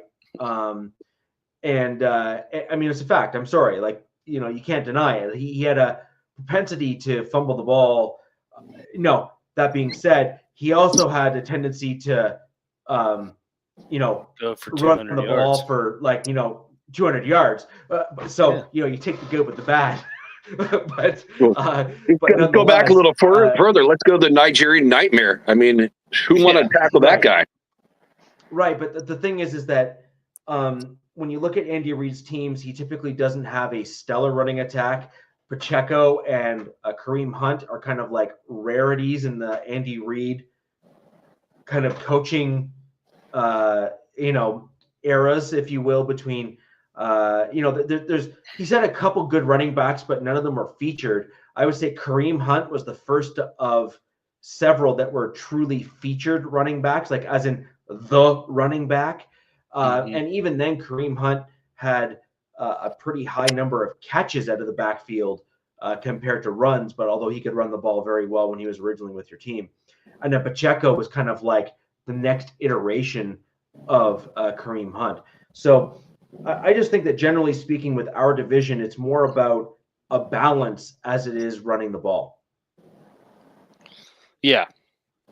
Like whereas in the AFC North, it's like no. Like we are built to move you off the ball. We are built to throw you backwards. We are just built differently, and that's why there's a huge difference when you see analysts when they say, when are the Ravens and the Steelers coming to Denver? And it's like, oh, early in the season. Okay, well, I think Denver has a good shot. Or, hey, when are the Ravens coming to Denver? Oh, I think the Broncos may have a good shot. Why? Because they're built with bigger bodies, and they often get more gas because of the elevation in Denver. Similarly, they're not built typically for speed. And so the Chiefs for many, many, many, many years had speed on their roster, which made it very difficult for guys like the Ravens and the Steelers and the Bengals and others like them to stop the Chiefs, because they're built to move you off the ball. They're not built to catch you. Right? And so Alex, I have a different take on this game. I actually think that the Browns are going to win. Wow. And I'm not saying that because I'm a Broncos fan and I just want your team to lose. Although I'm not going to lie, I'm not going to cry over it either. Well, I agree with that, Richie. But don't agree with him. I actually think that the Browns are the exact matchup that your team doesn't want to face, particularly on the defensive side of the ball. And I say this because Mahomes has turned a corner a little bit in terms of turning the ball over, but the Browns actually have a better secondary than their record shows. Denzel Ward is still a very good cornerback, and they have a couple other decent guys in their secondary. And I think that's going to cause some problems. And the Browns' defensive line is quite good, and they are built in such a way that gives teams like ours, and Alex, I'm putting the Chiefs, the Broncos, and the Chargers in a similar kind of grouping. We have pretty good offensive lines, but not necessarily built to do really, really well against AFC North style opponents. And that's kind of where I'm going at with it. Fair enough. Well, respect your opinions. Respectfully disagree. That's cool. Team has also won the Super Bowl the last 2 years, so I don't know how you could say a team is styled to beat them when they've literally won the ultimate prize at the end of the year the past 2 seasons and are primed to do it again. At the same time, it's also, it's a Browns team that, some worse offenses have put up a lot of points on. So I'm pretty confident they can get it done. It depends. I look at this and I've chose it wrong pretty much every single time. The Browns, when they played against the Chargers, they lost 27-10. That defense didn't show up. They play against the Steelers, and they look like the Browns of last year. And Richie, you guys played them, and you guys did a number on them too. I just can't. No, Jack, I have to interject. We did not. You did not? We did not. That game was a bit of fool's gold. I encourage you to look right up until like mid fourth quarter, give or take. That game was very close. And that's part of why I'm making the comments that I did with regards to Alex's team. I actually see the Broncos and Chiefs being relatively analogous to one another, generally speaking, in terms of where certain players and things shake out. Pacheco, I definitely think the matchup of Garrett against their Kansas City's tackles, definitely a big mismatch right there. And I agree with you on Ward. I think the secondary's got something, but they've been so entirely inconsistent. I don't know. It's like I've only seen like one game where their defense is just dominated. I just can't see it against Kansas City personally, just because Kansas City finds a way to win every single game, get that third down, to make it a first down. So I don't see it that way. I see it almost totally opposite. So what do you have for the score, and then I'll give you mine. Alex, I have one question for you, because I obviously have been following loosely the Chiefs just because I do the show and whatnot. Mm-hmm. But what I haven't done is a quarter by quarter breakdown. How many times have you been down at the half? I couldn't tell you for sure, but a lot. Yeah, over half. So definitely over half the season they've probably been down. So I see this being. I don't see this as a blowout by either team, although, if Mahomes kind of pulls one out with Kelsey, especially in the last half or something, to kind of, like, we'll call it like Super Bowl prep kind of thing, then sure. See, my comments, Alex, aren't necessarily – I still think the Chiefs have the best shot out of any AFC team, I believe, to probably win the Super Bowl, with the exception of the Bills. The Bills are dangerous. They are. Josh Allen is having a hell of a season. We'll just leave it at that. Like, he is legit. Like that dude is killing it this year. But when I look at kind of where this game shakes up, I see this as being a 3-point game in a swing, and I say that or 3 to 6 point game in a swing, and I could see this being a pick six, Winston with the Chiefs eking out on top, or if Winston can realize that throwing the ball to the other team is finally not a good idea, which I realize is also a lotto ticket comment to make as well. Not in my favor either. But nonetheless, if he can realize that throwing to the other team is not a good thing, the one thing Winston has shown over the course of his career is that he is capable. Like, it's not like he is not a capable quarterback. Winston's problem is that he throws 3 touchdowns, but he often throws 3 touchdowns to each team. Right. Yeah. And that's been his problem, right? Is that the dude is a good quarterback, generally speaking. He just on occasion makes really stupid decisions. And so I kind of see this as kind of one of those games where if the Cleveland defense can kind of really suffocate the Chiefs offense, which I think is in fact possible given the talent. I see this being something in the vicinity of like a 23-21 or a 24-21 kind of game in favor of the Browns, in my opinion. And I am also reserving the right to be so dead wrong that it's not even funny. And that's cool, because I've certainly been wrong before and I will be wrong again. But this is just one of those games where I just think the Cleveland Browns are nowhere near as bad as their record. And it's just, I saw it firsthand against my Denver Broncos, where if a few plays went the other way, we lost that game.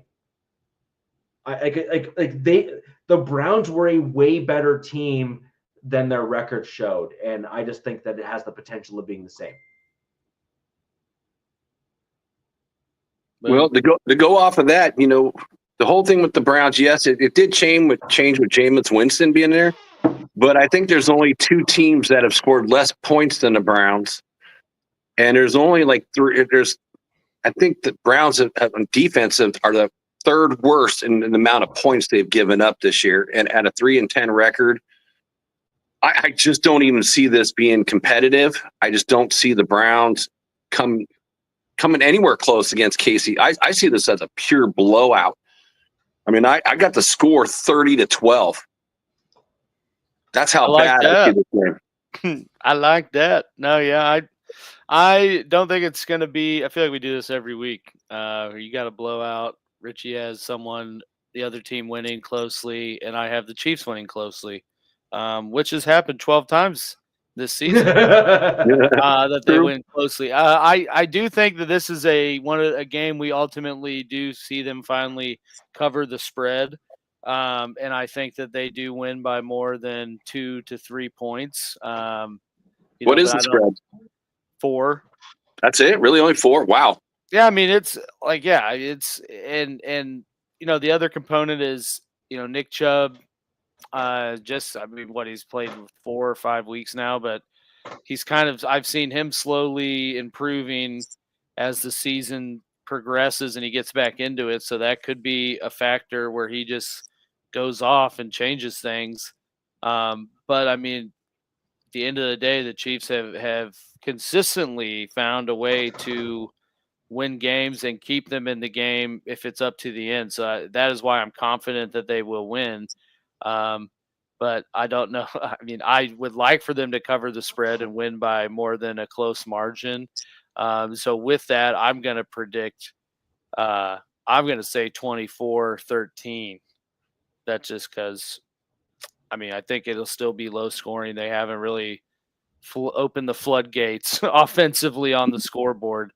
I don't think that we see that happen really at any point, through the final 4 games here. But I mean, their defense has consistently been able to shut down the opposing team either completely or enough for the offense and the team to find a way to win. And I don't see any reason why they don't continue to do that in this game. Yeah, I think there's a few pieces that'll be interesting to see, Alex, just because I think there's some recency bias, obviously, for me, and as I look ahead to this game, which is Judy seems to have a bit of a chip on his shoulder this season, especially in the latter part where he has kind of opened the floodgates. He set records against the Denver Broncos, and he continued to look pretty good in the last game there that he played in. So I think that we're going to see, or I do wonder rather, if we're going to see a continuation of that.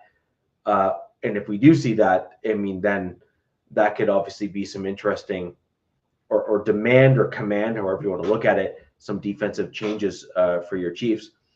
And then you said the run game. I think Chubb has also shown, and I agree with it, is that it started with the Broncos because he was looking not great before. And then he had like a couple runs against the Broncos. And then he kind of had a couple more good runs against I think it was the Steelers. And then now, if he's continuing this trajectory, it could well be, the next step in that ladder where he's starting to kind of get his sea legs under him.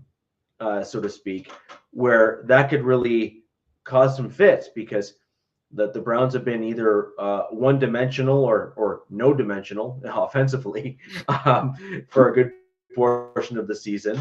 And if you can start getting a wide receiver or two plus a running back going near the end of the season, they could be spoilers or trap games, as we like to say, for certain teams. And that would be an interesting thing coming into this game, looking out for to see if you guys are able to, make Jerry Jeudy look like he did when he was with the Broncos, or if you can hopefully, or if he looks more like Jerry Jeudy of the last two games where he's had pretty good games,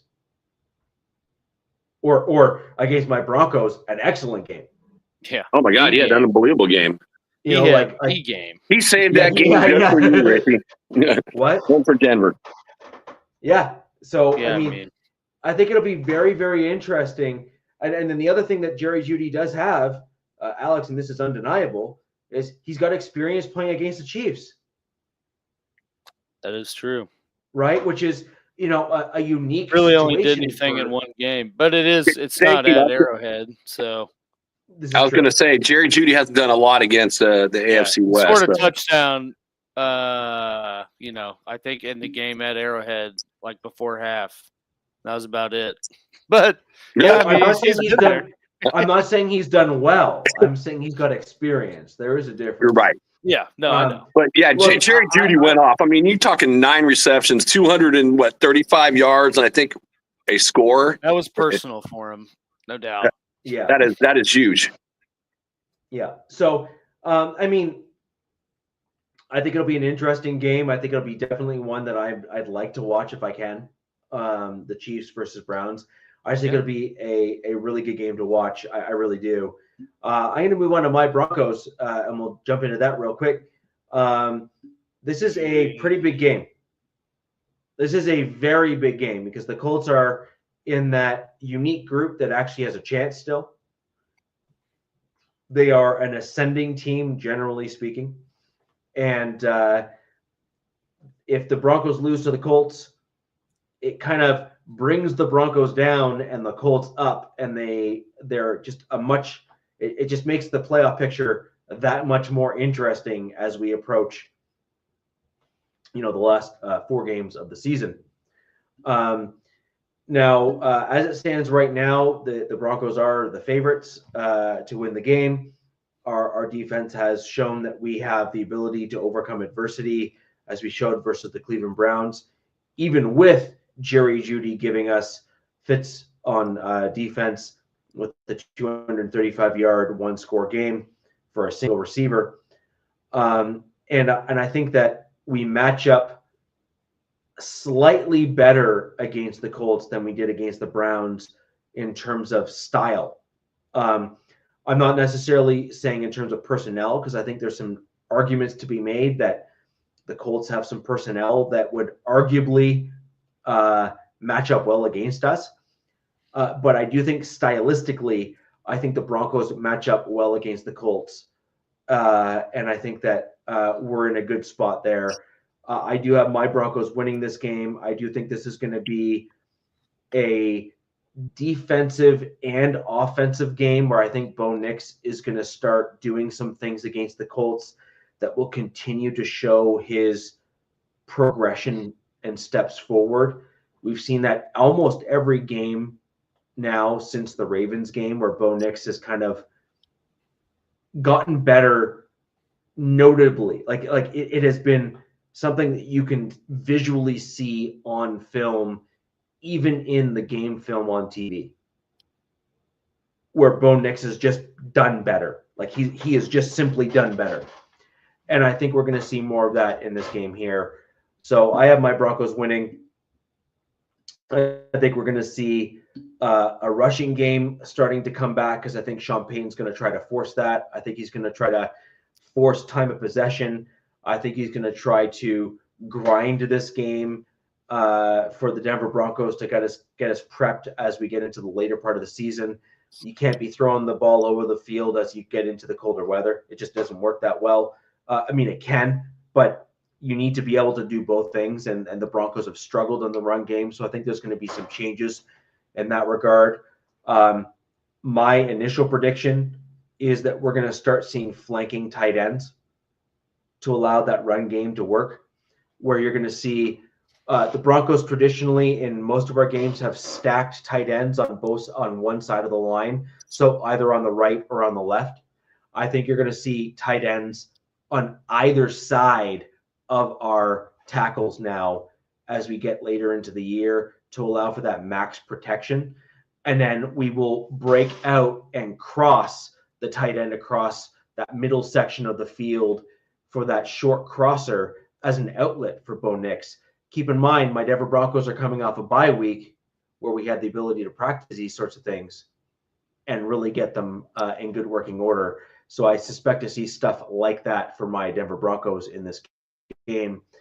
I do have the Broncos winning this. I think this is going to be a 10-point game for my Denver Broncos. I'll predict a 31-21 game for the Broncos in this one as a score. I think that's a fair kind of approximation of where we're going to end up.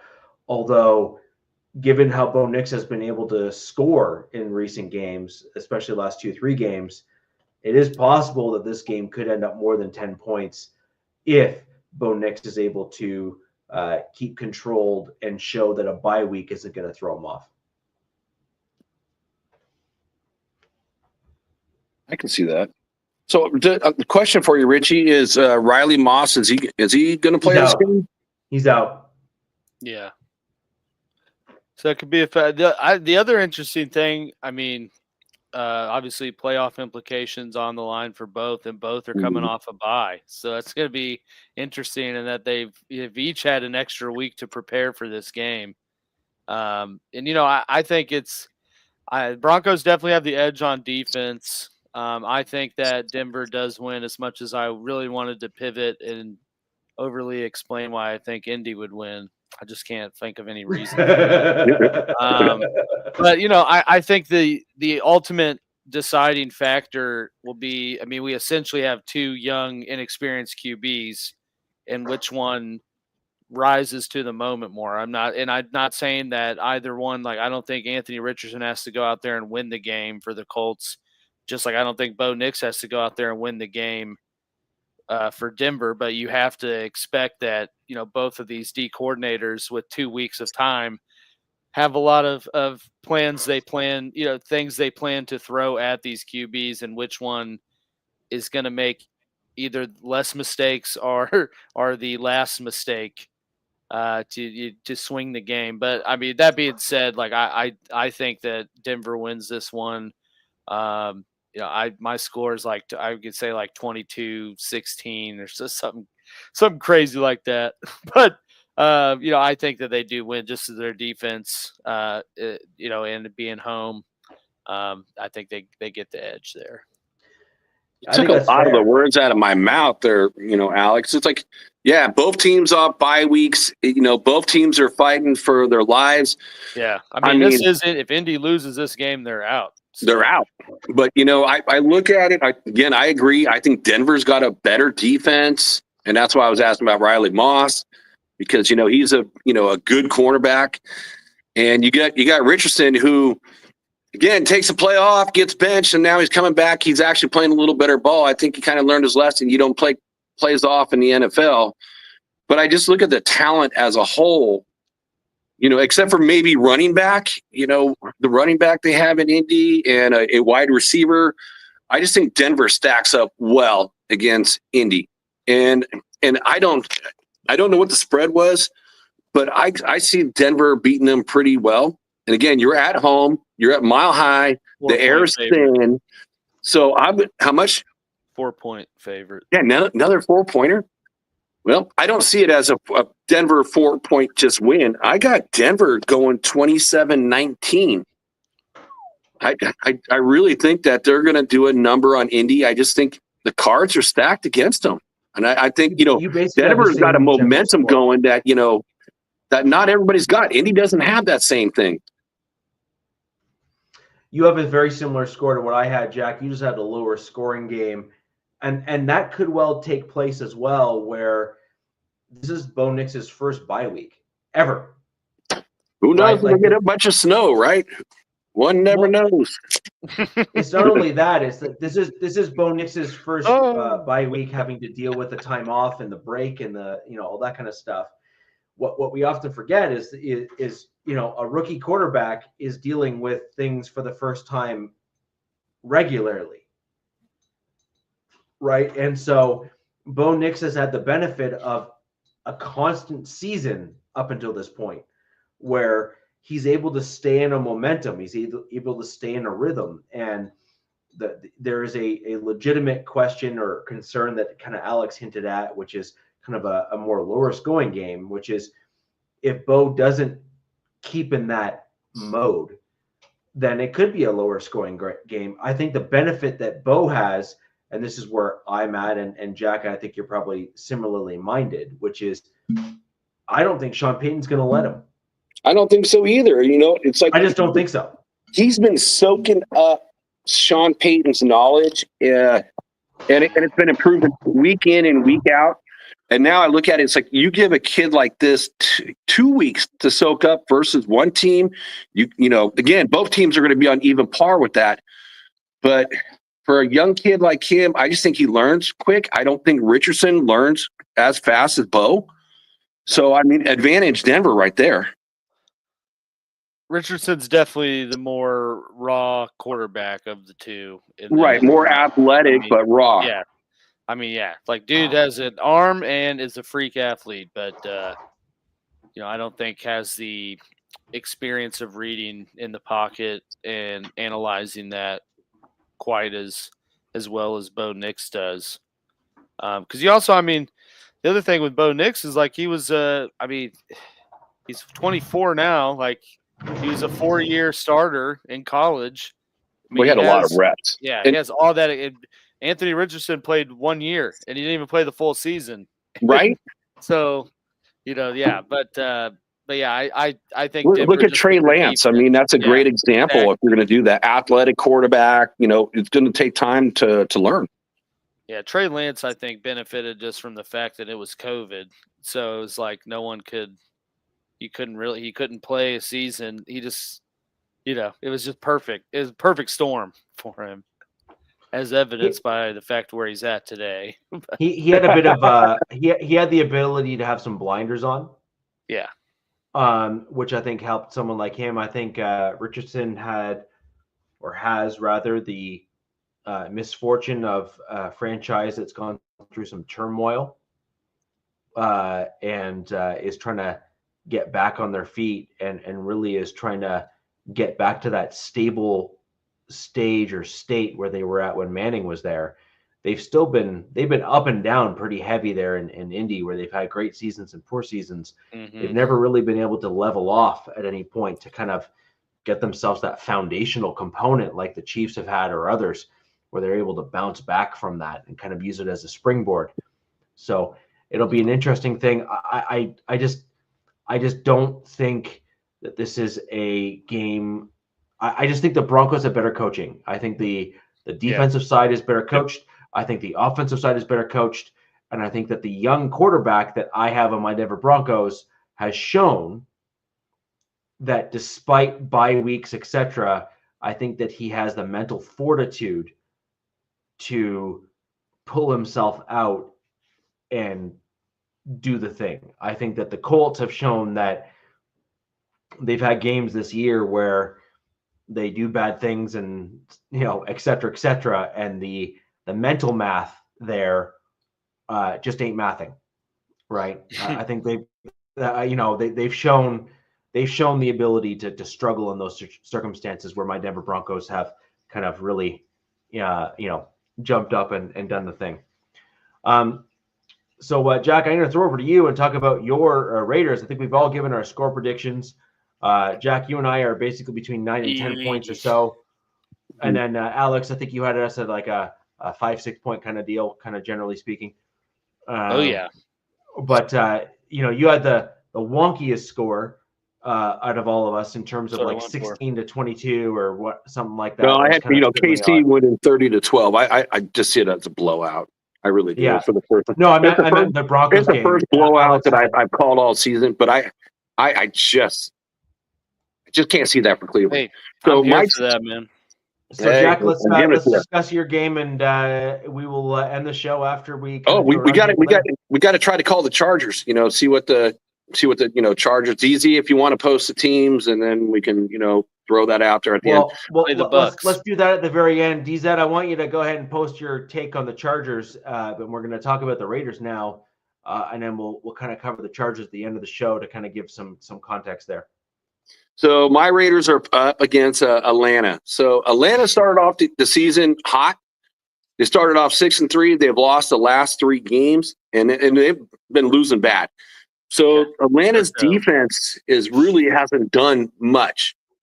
So it's going to be a big matchup. Raiders offensive line is bad against Atlanta's defense, which is bad. I mean, their big free agent and Judon has only got 3.5 sacks for the whole season.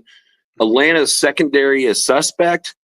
So I'm kind of hoping Bowers and Mayers and Myers, they all have big games this week. It's the narrative of this game is going to be the funniest part is that you got, the quarterbacks in Atlanta. You look at Kirk Cousins, then they draft Michael Penix, who the Raiders wanted to get. And so they have to, now you have Ritter. Yeah, they cut Ritter to the practice squad, who was a 3rd rounder the year before. And, with AOC 12 getting hurt, he's going to be the starter. Revenge game. That's the kind of funny thing. I'm kind of curious to see what he does and with him and then Tucker. Again, I'm still waiting. They had that big connection, 1 catch for 58 yards, touchdown. And, I'm kind of guessing that's going to still grow too, but he got 1 football. And in the way of the Raiders going against their offense, if you can just get a little pressure on Kirk Cousins, he's shown that he will turn that ball over. And if you don't, he will fire it up. So I almost see I see a possibility. Again, I thought the last game against Tampa could be a trap, but I was completely wrong on that. But, I got to say this. I got to say that, at this point in the season, I always want my players to play well. And I always want them to do well. And, we talked about this earlier in the show. I would like to see some of the younger kids get out there just because you got to see what you got. And we got a few games left. Go to next year if we need to. If they don't do well, hey, do we got to replace these kids? Or, hey, if they do well, maybe we can let some of these veterans that we walk, because we have 5 free agents on the defensive, side of the ball. So in the way of this, I still have the Raiders losing because they, again, opposite of, I got to get my other finger here, this team up here, they always find within 5 minutes left in the game to find a way to lose the game. One way or another. I'm sure they're going to play well probably in the first half up to 3rd quarter. And 4th quarter, things just start to deteriorate. And I don't know about Ritter, but I'm going to call it, I got it actually a double digit lead for Atlanta. I got it 17-27. See, I don't know, man. Like I just said, I think the spread's 4.5 is what it's at right now. They gave us a little different than a 4, didn't they? But I think this has all the inner workings for a trap game. Atlanta's played terrible. Raiders defense has been pretty solid in my opinion. And I think opportunistic turnover wise. You got 2 last week with 3. Baker, 3. And, I saw, the most interesting stat to this matchup is across the last 4 games, Kirk Cousins has thrown 0 touchdowns and 8 picks. Oh, I didn't know that. Yeah. So that is why, I think it has all the inner workings for a trap game. The fantasy player in me really wants Bijan Robinson to go off this week. Why do you have him? Well, yeah. Duh. But I do think it's going to be, Atlanta's offense has been pretty bad. I think the Raiders can contain them. Raiders offense has been pretty bad, but so is Atlanta's defense. So it's, the biggest factor is how productive can they be with McCormick? Because I think it's been pretty obvious the better they are at running the ball, the better they are. Like offensively, everything kind of comes with that. And so if McCormick can continue doing what he's doing, I think that can open things up to where you might see a Raiders win. But for the sake of where you want your team to be, I'm going to say, don't do that. I'm going to say Atlanta. I think Atlanta wins, and I'm going to say 13-10. A real low scoring game. Real burner. Yeah. Yeah, put me to sleep. And on that, fellas, I do got to pop off to get the fans. All right, give your Charger score real quick. Hold on. I'm going to give Alex my score quick, and then I'll give my commentary once he leaves. I think this is going to be a 21-19 game for the Falcons. Wow, another close one. I think this is going to be closer than people think.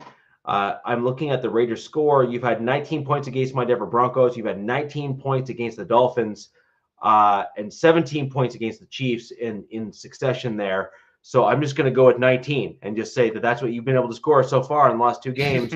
So I'm just going to go 19 because why not? That's what you've shown that you can do offensively with the current quarterback core that you have right now between Minshew and AOC. So that's kind of where my score prediction is. Alex, good luck in the show. We'll send people over your way as soon as we're done here. Yes, sir. Good, Alex. Fun as Have a good one, always. man. Yep. Peace, see you brother. guys. So I just see this as a simple issue of Falcons are an ascending team that just needs more time. And they need more players. They need a little bit more depth. They're rebuilding, et cetera, et cetera, et cetera. They're coming out of a salary cap issue where they've kind of started to rebuild. Great, awesome, fantastic. However, the Raiders, I think, are in a position where they are, I don't want to say you're suppressing yourselves intentionally, but I think you are, in fact, suppressing yourselves intentionally in some regards, where I think your team knows where the talent already exists on the team. I think you may see guys slot in every so often, like McCormick, and you're like, where's that guy gone? Like why is he not? Where's he been? Why wouldn't we try him? Yeah, and I think the real reason is the team knew that they were going to suffer and or not do well after losing a few key guys. I think after your loss of your interior alignment to the Denver Broncos, I think that kind of solidified things for you guys.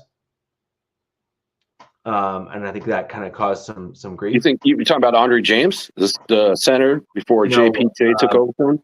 No, was it Wilkins? Oh, defensive tackle. Yeah, Christian Wilkerson. That was huge. Wilkinson. Sorry, I always get the last name messed up. Yeah, I think that he was a key cog.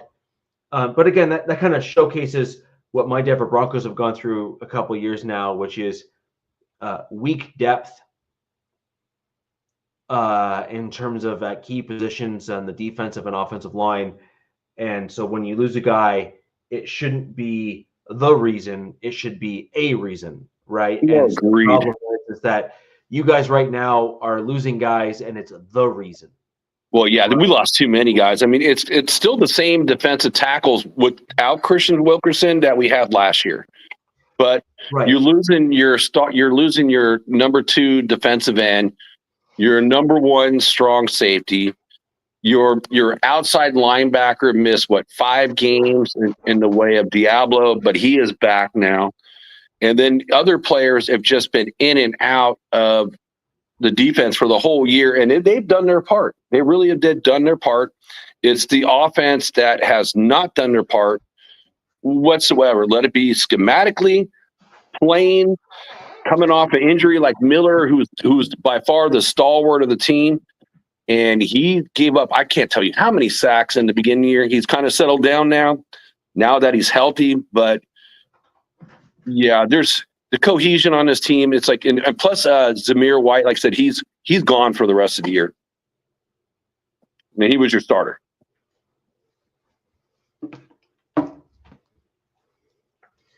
I actually agree. This is kind of what my point is, right? Which is, my Broncos brought in Roach and Franklin Myers, who added additional 2 pieces on our D line, your team is still in the process of bringing in that additional depth, right? You brought in Wilkerson, which is a good first step, but you need another kind of like 2 guys to like fill out that defensive line depth and kind of get to your point to get to a point where if a guy falls out, you're not going to completely fall apart, right? And this is kind of, I think, what the problem is that you had just enough to look really good at the beginning part of the year. But then once you lost Wilkinson, it was kind of a done deal at that point, nailed the coffin, if you will, in terms of the depth and the options you had there. And I think the thing is, as much as it pains me to say it, I told you so, which is, your offensive line has been a major weak spot for your team. And that was something that I was calling out at the beginning of the year. And I'm not trying to, point fingers and kind of say to you and your fellow Raiders fans, like, I told you so, but I did say at the very beginning of the season, you guys need major help in your offensive line. Oh my God, we all agree with you, Richie. We've been saying that for the last couple of years, to be honest with you. But it's actually worse than that, Jack, which is you need major help on your offensive line, but you first need to know what you want to do first. Right. You need your offensive coordinator to figure out what type of scheme you're going to go, and then you get the players to fit it. And when you got guys can do one thing and they can't do the other thing, and you don't have a running back that can do both, that yes, I totally agree. Well, that's exactly it, right? And so nobody can see you, by the way. You're too far back. Oh yeah, I'm just trying to fix something here real quick in my house. I'm trying to do like 3 things at once. But yeah, the problem that we have here is, the Raiders have key pieces and key spots, but they're being underutilized, and they have key pieces and key spots that probably could be utilized with a better quarterback, but you also need to know your offensive scheme. So I actually think that if there ever is a lesson to be learned in the offseason, which is paying an offensive coordinator for 3 years and eating a little bit of dead cap if he doesn't work out. Oh, is it really God. that bad? Like, you know what I mean? Like, I hate to harp on the Kingsbury, but, that's an example, for example, of, what would he have actually been a better coordinator for you and you'd be in a different position now? I think probably. But then the all of Raider question Nation, including me, we all would be so much happier if they just said, you know what, let's eat the money. You got to figure the Raiders ate the money with John Gruden and, McShitnuts. What are you paying? Are you really going to be hurt that bad if you had to pay? If let's say he does crappy, right? And you get rid of your head coach, you get rid of your GM, and, you got to eat that 3rd year. Okay, then you eat it. It's not going to kill you. Or what if he's like the one bright spot and you keep him and you get a new head coach and a new GM? Well, you get that as an option, actually, which is better, right? Which is, so let's say he's the one bright spot where your offense looks much improved because you have better OC there. Cool, awesome. But then let's say in fairness, your defense doesn't look bad. The question then is your team well managed where you bring all units together? And that's at your head coach position, right? So Agreed. The point is that with a better offensive coordinator, I guess what the problem there is that your defense still actually looks pretty good. So I think, in fairness, your ownership group is looking at your team, just generally speaking, and saying, well, the Raiders have a pretty good defensive coordinator and he's doing very well, with the talent that's presented to him, right? So credit where credit's due. But then you're missing an offensive coordinator. Your special teams is good but not great. But again, that comes with depth. Special teams, a lot of people don't realize when you have very good special teams, that typically means you have a very good roster, because it means that you're bringing in very talented guys in the back end of your roster that are able to make your special teams look very good. And so very good special teams units typically have very deep or very good rosters. Because they're either able to keep guys for special teams purposes only because the roster is so good, or they have a very deep roster, which means that the guys on special teams are actually, almost starting caliber NFL athletes for other teams. And so you end up with just like, talent raises and floats all boats at that point, right? So that's great. The biggest issue right now that I think the Raiders have, and I think there's two major ones, which is I'm not convinced that AP is the guy. I think that he's shown what I will only refer to as immaturity. Okay, explain. You don't say the things that he said out loud to the press. I think he was coming from being a player, to a coach. Immaturity. And you know what? What about Deion Sanders? I mean, he's a head coach. I mean, he kind of acts like he's a player. Yeah. So I mean, maybe there might be, just like anything else, there's a learning curve where you take your Sean Payton and your Andy Reids. You've never been a player, and you don't have that player's mindset, so you go through things a little differently and react to things differently than a player. Deion Sanders' team, after his first little stretch there, has actually gone downhill, and that's because you can't be a friend to all people when you're a coach. You are their coach. You are an authoritative position, and you need to recognize that. And that is a difference from last year. Last year, he was, the interim head coach, and he was a total players coach. And when you're the head coach, the players that for the second time got together and said, "Hey, we need a little bit more discipline." So AP, and I agree with you.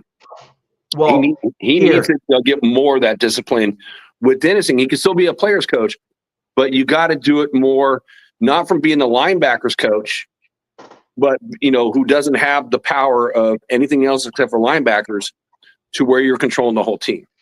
Here, let me give you a good example. Dan Campbell, Lions. Mm-hmm. He's a player, right? Former player, a pretty good one, actually, to be honest. In fact, I would put Dan Campbell and AP similar in terms of player stature in the NFL, right? Neither of those two guys were like, blow the doors off like Hall of Famers. But they were both pretty darn good. Like they weren't like amazing, but they were pretty darn good at the NFL level. Like I think they're kind of, similar, right? I think they got similar mindsets. Yeah. What's the difference between Dan Campbell and AP? Tell me. I don't know. I don't follow Dan Campbell. It's one thing, literally only one thing. Dan Campbell is not interested in being the player's friends. He is interested in seeing his players succeed. There's a difference. When you're somebody's friend, a lot of the times you're not willing to give people tough information, and you're not willing to tell them no. This is the kind of the difference between like the dad that when you look back on and say, man, my childhood at the time was really rough, but I wouldn't have had it any other way because my dad like kind of set me straight. You know what I mean? Like either Sure. you had it or you knew some of your buddies that are successful now that will point back to their dad as being the reason why they are where they are right now in life, because their dad was the one that was willing to be the tough father figure and tell them kind of like directly that they're screwing up and they need to stop it. Dan Campbell is that guy to me. He is the guy that will go up to his star player and say, stop messing around. And his star player can't turn to the coach and be like, well, you never played, because Dan Campbell says, yeah, I did. Now sit down, shut up, and listen, because I know what it takes to win, because I've now elevated this team to where we're at right now, where we went from a dumpster fire to being incredibly well-respected NFL-wide. We're no longer deemed basement dwellers. The Lions have had some of the worst. They were like the Browns for years and years and years and years. They're one of them and the Saints, like wearing paper bags on their heads. Right. And now the Lions are seen as one of the premium teams in the NFL and have been for the last 5 years because of Dan Campbell. He had subpar talent and was putting up stellar win-to-loss records with a subpar team because of stellar and good coaching. AP, sadly, and this is, I would love to see the guy succeed. I just think that he was elevated too early. I think he didn't learn enough to Well, know enough. he didn't have any. There was no other really choice, at the time. And you got to figure this is. You got to look. They didn't get what they wanted done. AP put it out there what he wanted done. He wanted Kingsbury. He wanted to trade for Jaden Daniels. Can you imagine what this team would look like if you had the two of them and what they've done in Washington? But they couldn't get it done. And you're stuck with Ethan Minshew and Aiden O'Connell, and they try to address the offensive line. But it's not enough. That is actually an interesting point, and one that probably should be brought forward. Assuming that is 100% correct and not just hearsay, because I've never heard those words come directly from AP. I've heard them come. No, what is he supposed to say? Are you're gonna dish on the players? Because you didn't get Jaden Daniels, but again, Kingsbury was in contract and he bailed out because he didn't get the third year. That's public information. No, it is. But you got to look at the. My point is the draft, though, right? My point is the draft. Right. So where did Jaden Daniels start off? Arizona. Who was a coach at Arizona? AP. They had the connection. He wanted to get him, but again, Washington wasn't going to budge off of that draft pick. Or the price was just way too high, and Coupon Tom is not going to give up the picks that. Well, that's actually what the big thing is. So, assuming that you're correct on Coupon Tom, which I agree with, I had to say that just for Robert, right? But assuming you're correct on Coupon Tom or Bargain Bin Tom, whatever the case may be, is that could be yet another reason why you could see some odd changes with the Raiders. So, assuming AP is locked into a vision and Tom Telesco undermined that vision, it is entirely possible that if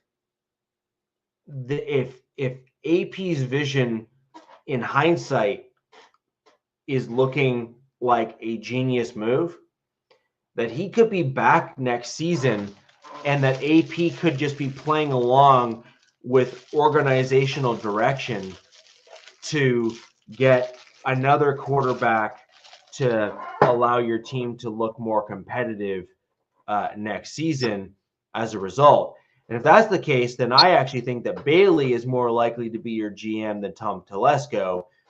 Well, that's a possibility. I would love to be inside for the GM and the assistant GM with both of them, Champ Kelly, to see what that's all about. But you gotta look at the history of what it was.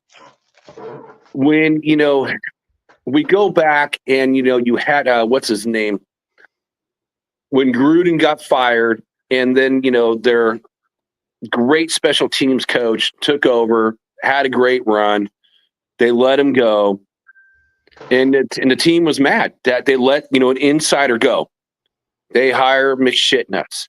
McShit's all over this team.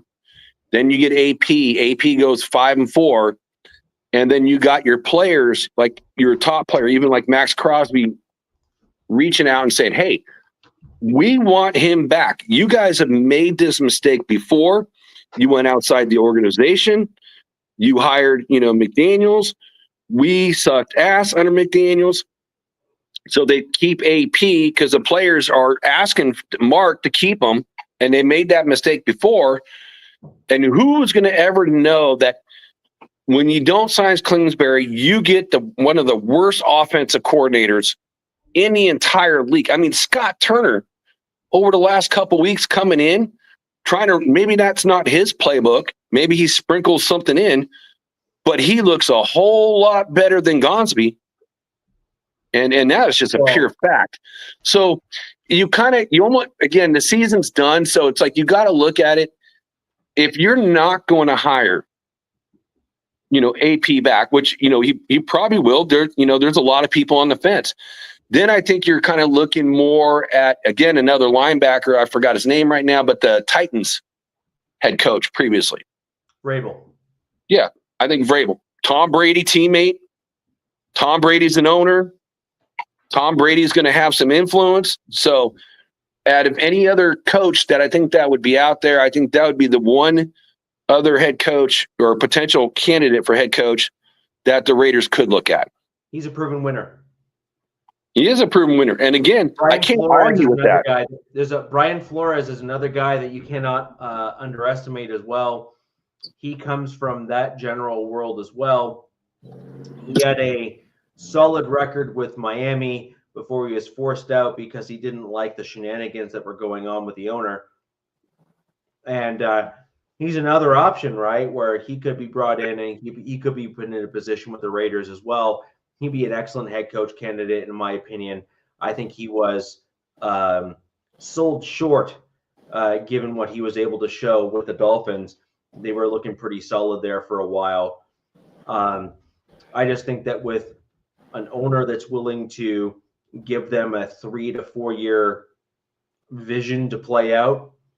And here's the thing, Tom, I can't argue with those either, but I think Vrabel would probably have the upper hand with that. This is, AP's last year in his contract. This is Tom Telesco's last year on his contract. So I just kind of feel like, in my gut that they're going to let it play out. And if it doesn't work out, contracts expire, then you're going to go find your new guys. Yeah, the only pushback on that is if you're going to get a top-tier rookie quarterback in this offseason, given your draft pick, there is a legitimate mental mindset there of saying, bring in the head coach you want, make sure you lock in your GM that makes sense, lock in coaching staffs in various positions that make sense, and move forward with the QB draft pick because, you hope to never have to pick number 2 or number 1 again for a very long time.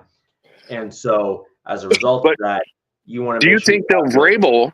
You're just saying for Vrabel, who again, Tom Brady's teammate, Tom Brady winning all those Super Bowls and being the GOAT. You don't think that Vrabel wouldn't be on the same page? Oh, I got Tom, my buddy, my teammate, guy I won all these Super Bowls with, would be on the same page, not being a quarterback, person, being a linebacker.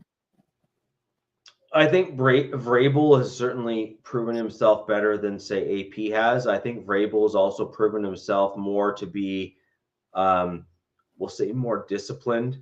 So I think that Tom Brady and the owner would be more likely to bring in Vrabel and probably have success, in my opinion.